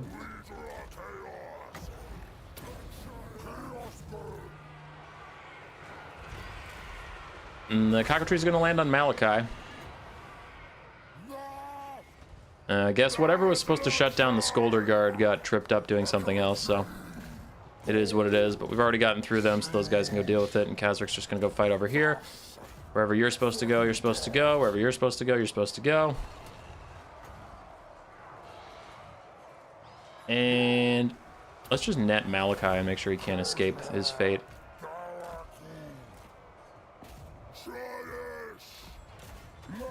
So Razorgores are getting through. Our harpies have been thrown to the wolves, but they're stopping these Thunderers from firing, which is all we really need as our Bestigors and Pestigors do their best. We can see my Razorgore chariots are actually over here, even though their flag is down here with this model, so they're causing a lot of disruption, which is quite nice. Let's get a rear charge over here. You guys swap out with the other one, get a rear charge over there. Harpies still doing their best. Let's make sure they get the area nice and saturated. Cockatrice is trying to snipe out Malachi, and that's going okay. We still have some harpies doing all right. Scolder Guard just threw on guard mode, and they're now shooting me in the back. Don't love that. So let's get Pestigors chasing after various versions of this. I don't have another Mantle of Gorok yet. Now I do, and that guy's very much in the fight, so we know he'll get good value out of it. Meanwhile, these Razorgore chariots need to go shut down some stuff. Harpies are routing, but when they come back, they can chase some Dwarven units for me. While Kazric, don't get too far away from the fight, buddy. These are Dwarf Warriors. Okay, that's gonna be a little tricky. Did Malachi... Jesus. All right, dog's dogging. Sorry. If anybody heard my dog dogging. Dog? Do not dog. Hey! Hazel! Jesus. Sorry about her. Sorry. Hey, stop it. Gosh. We all know you found the scariest, most baddest ass thing, yo, and they're gonna break into the house and kill us all. Ow. Yeah, I hear you. Ow. Whoa, whoa, whoa. Dogs are dogs, and dude, you stop it? Will you stop it? What are you even so mad about? I will come over there and I will pet you. I will pet you so good. You're gonna be pet. You're gonna be like, man, I'm getting so pet right now. So maybe think about that before, if you cause any more fuss, I will pet you. Yeah. Roar. Hey. If I could take my hands off this keyboard, I would mess you up. I would mess you up, son.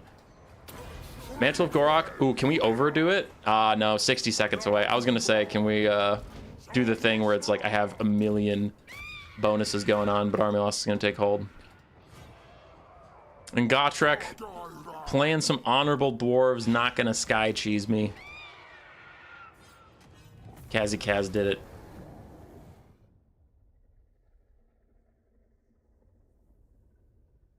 Weird dwarf box, very small. Liked your formation.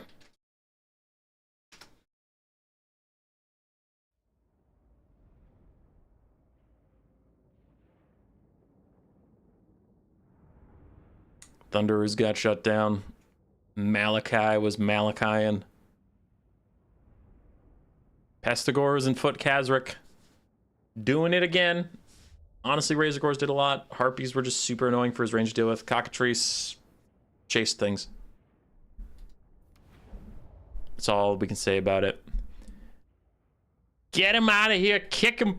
Kick him. So we can get flour. Not flour. What power?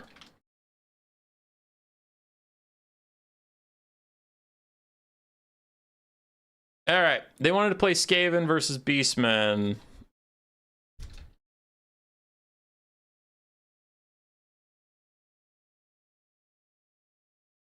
Dowie trashed here. Easy win.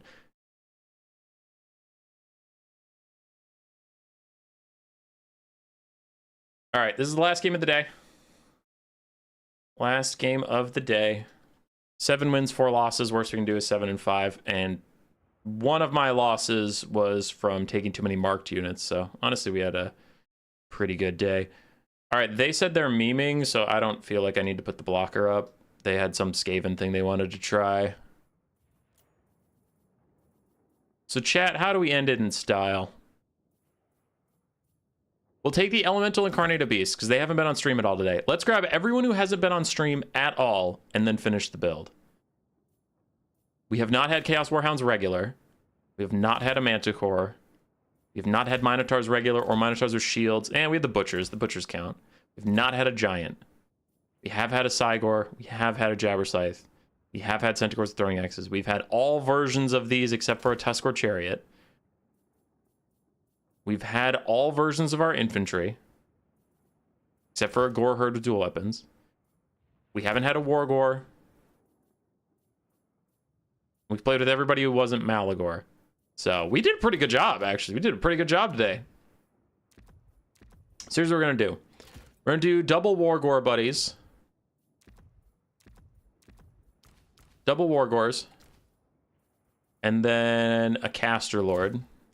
Great Bray Shaman of Death with Doom and Darkness and Spirit Leech.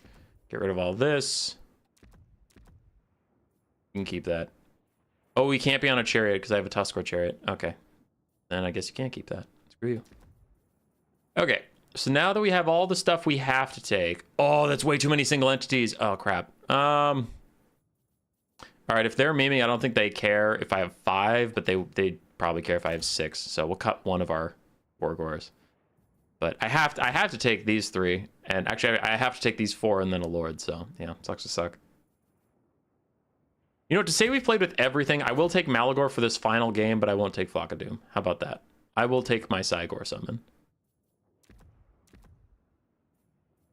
Just my Cygor summon.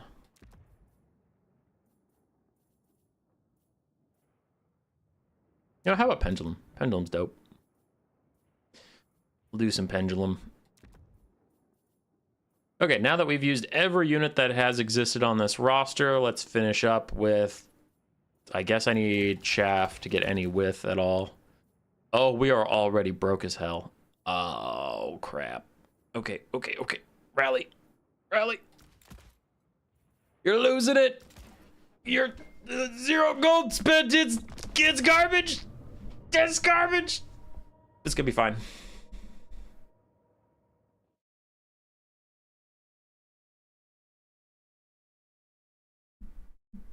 I had Korok's Man Rippers, Swiss Pikemen. I took him versus Curio's Lizardman.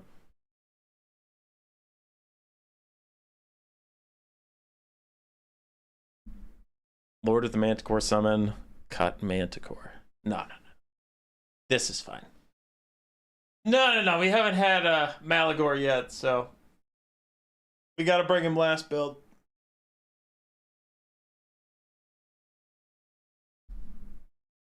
Will you do this for every faction? That's the plan, yes. That's the plan.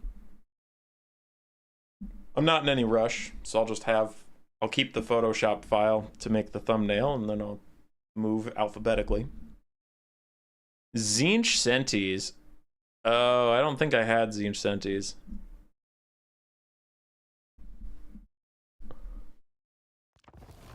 Hold on, how do we get Zinch Sentis? He's got a point. Centigrades of Zinch. Oh, 1,200 gold. Oh, crap.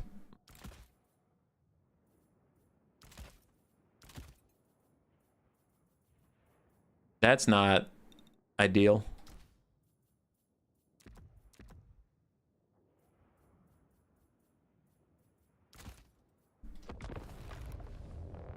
Why do I have the feeling we're about to see Throt? I don't know. We're gonna have to rely on a giant and the incarnate elemental of beasts to carry this game. But we did not back down from a challenge. We have used every unit on the Beastmen roster today. You've seen every single one.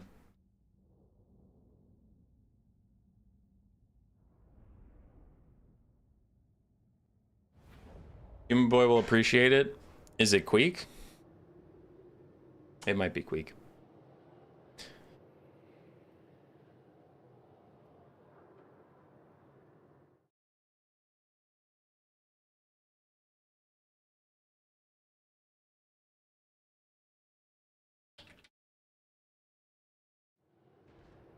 Let's do it. Enemy troop count is 2,000. I have 900. We have Malagor with Pendulum, a Wargor on a Chariot, some Ungor Spearman herds, so we at least have a bit of an army that exists, but then we have our Gore herd with dual weapons that we haven't used yet today. Tuskgor Chariot, since we've only used Razorgor Chariots today.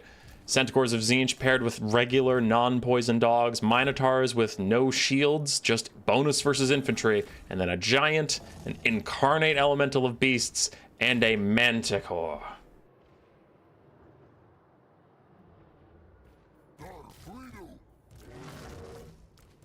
Honestly, okay, this build isn't good. No one's pretending it's good, but it's not terrible, because like the incarnate elemental beast is actually fine, okay versus Skaven. It's minus leadership aura while causing terror is nice. You would usually want to do a build around it where you have really good capacity to shut down ranged units before it hits the front line. Like you'd want to take 3 or 4 harpies. Manticores have always been pretty annoying for Skaven to deal with. Chariots are also annoying for Skaven to deal with. So it's not nothing, but it's not great. Assert dominance. All right, chat says assert dominance. Start battle.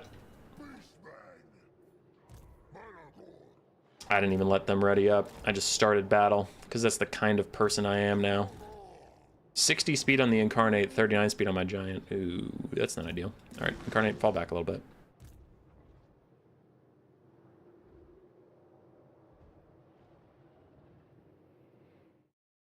Chat told me to assert dominance. It is Queek. And he has Storm Vermin Halberds, Night Runners, Dogs, no caster that I can see unless it's an Eshin caster that's hidden, but it is just a powerful front line and Queek. Alright, Wargor, hang back a little bit. Give all of our infantry attack orders. Giant, keep moving no matter what, because you're gonna be the one who's latest to this party.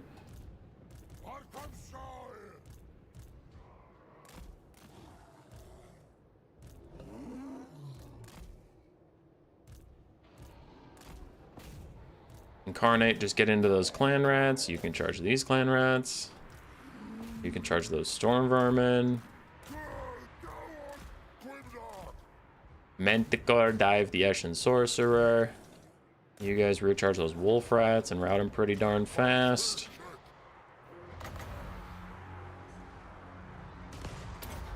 There we go. A little bit of a tickling on this guy, but I'm mostly aiming at the Council Guard. It's a nice Council Guard shot. Manticore dives in, everybody dives in, and Malagor, go fight Queek. Show Queek who's boss. My Roar of the First Beast is terror routing off some of these guys. So that's going pretty well. And over here, our rear charge had its desired effect upon those dogs, so I'll have my dogs chase them off, and the Centaur's Zinj can just go get lost for a little bit. Malagor's having a bad time, so he's got to back off. Why did you even put him in there? Why did you even do that? You're so stupid. You're stupid. Sometimes it's about asserting dominance, like chat told me to. My dogs are getting distracted from chasing the enemy dogs. Please chase the enemy dogs. All right, Malagor is having issues asserting dominance. Please cast that. Oh, he's back up in the sky. And now we have them. And now we have them. Brr, Beastman. Brr, I'm a Beastman. I'm a man who's also a beast. Brr, Beastman.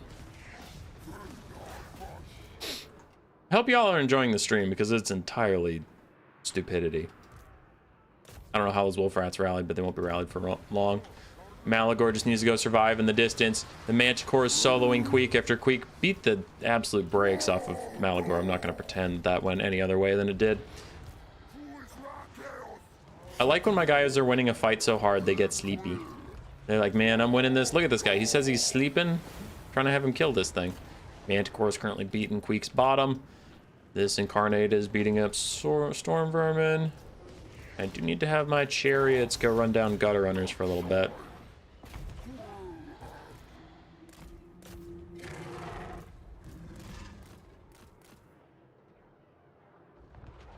And then where are my dogs? Okay, my dogs are chasing his dogs, but no one cares about that. I gotta deal with gutter runners here.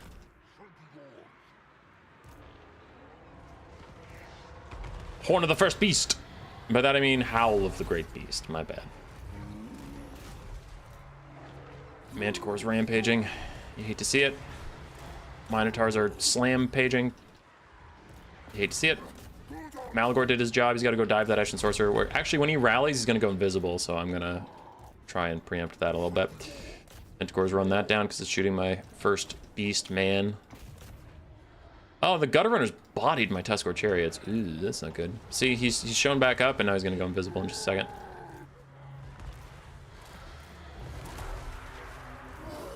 My giant is dying to stormy halberds. No one is shocked.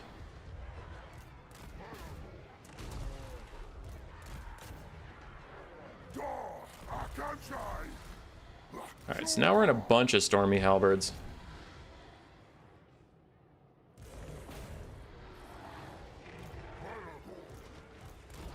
Got our chariots back. Manticore's getting killed by Queek. Really want to kill the Council Guard?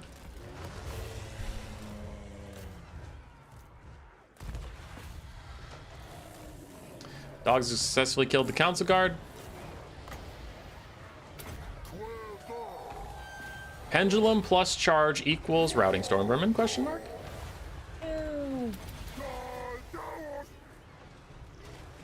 We're just going for Malagor. I can't let that happen. I just can't countenance it.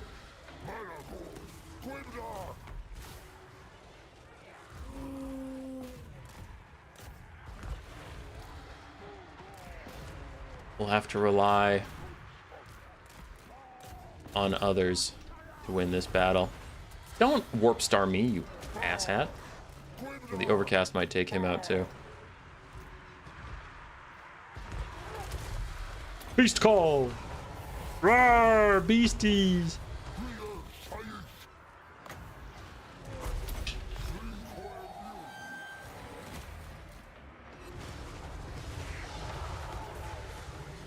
Please kill Queek. There, he's shattered. Run! Run! Run for the hills!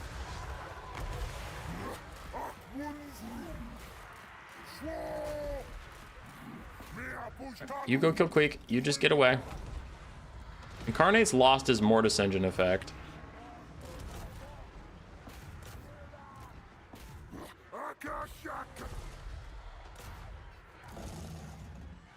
Giants routing too. Orgor was not able to hit Queek. Dogs are back. They're active. They're taking fire. What? Oh, gutter runners. Got it. All right. We gotta go get Queek. We gotta go get him. I'm surprised balance power is even this good. I mean, power has a lot of gutter runners left.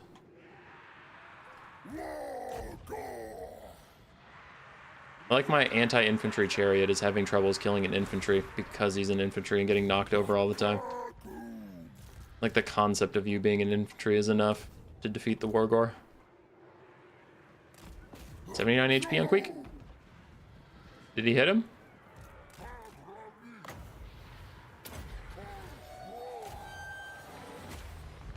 There we go. Got Queek. Plus a pendulum. Lord dying should be enough to get these guys to rout.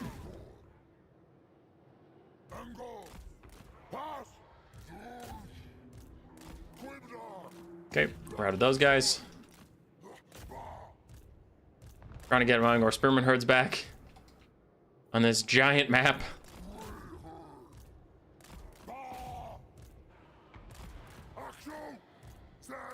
Okay, routed rat ogres that should rout the storm vermin because routing allies are nearby. You get a brief buff for charging me, but then they should rout, especially when my Wargor gets here, though Malagor's taking a bunch of damage. Still trying to get these spearman herds back into the game. That is a full health looking gutter runner. I have no winds of magic left, just this pendulum. Dodge as best I can, but those gutter runners are doing some serious work.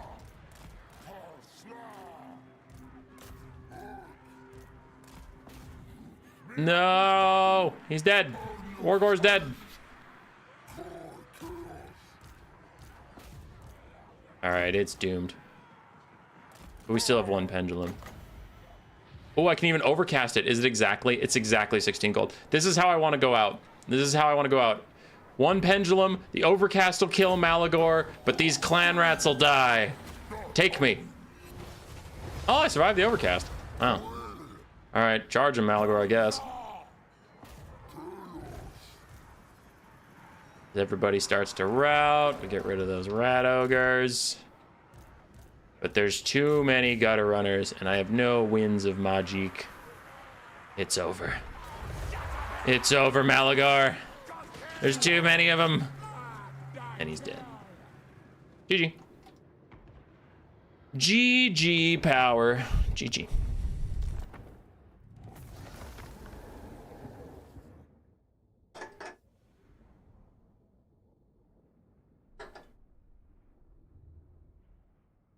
When are you gonna do this with Skaven?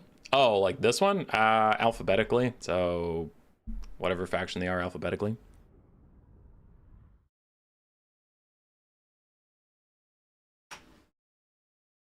Malagor trash tier. True. Wait a minute. This build is illegal? What? Which one?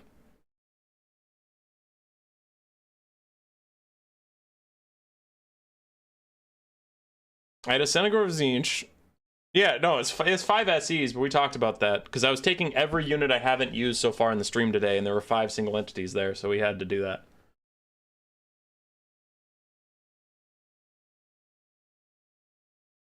Yeah.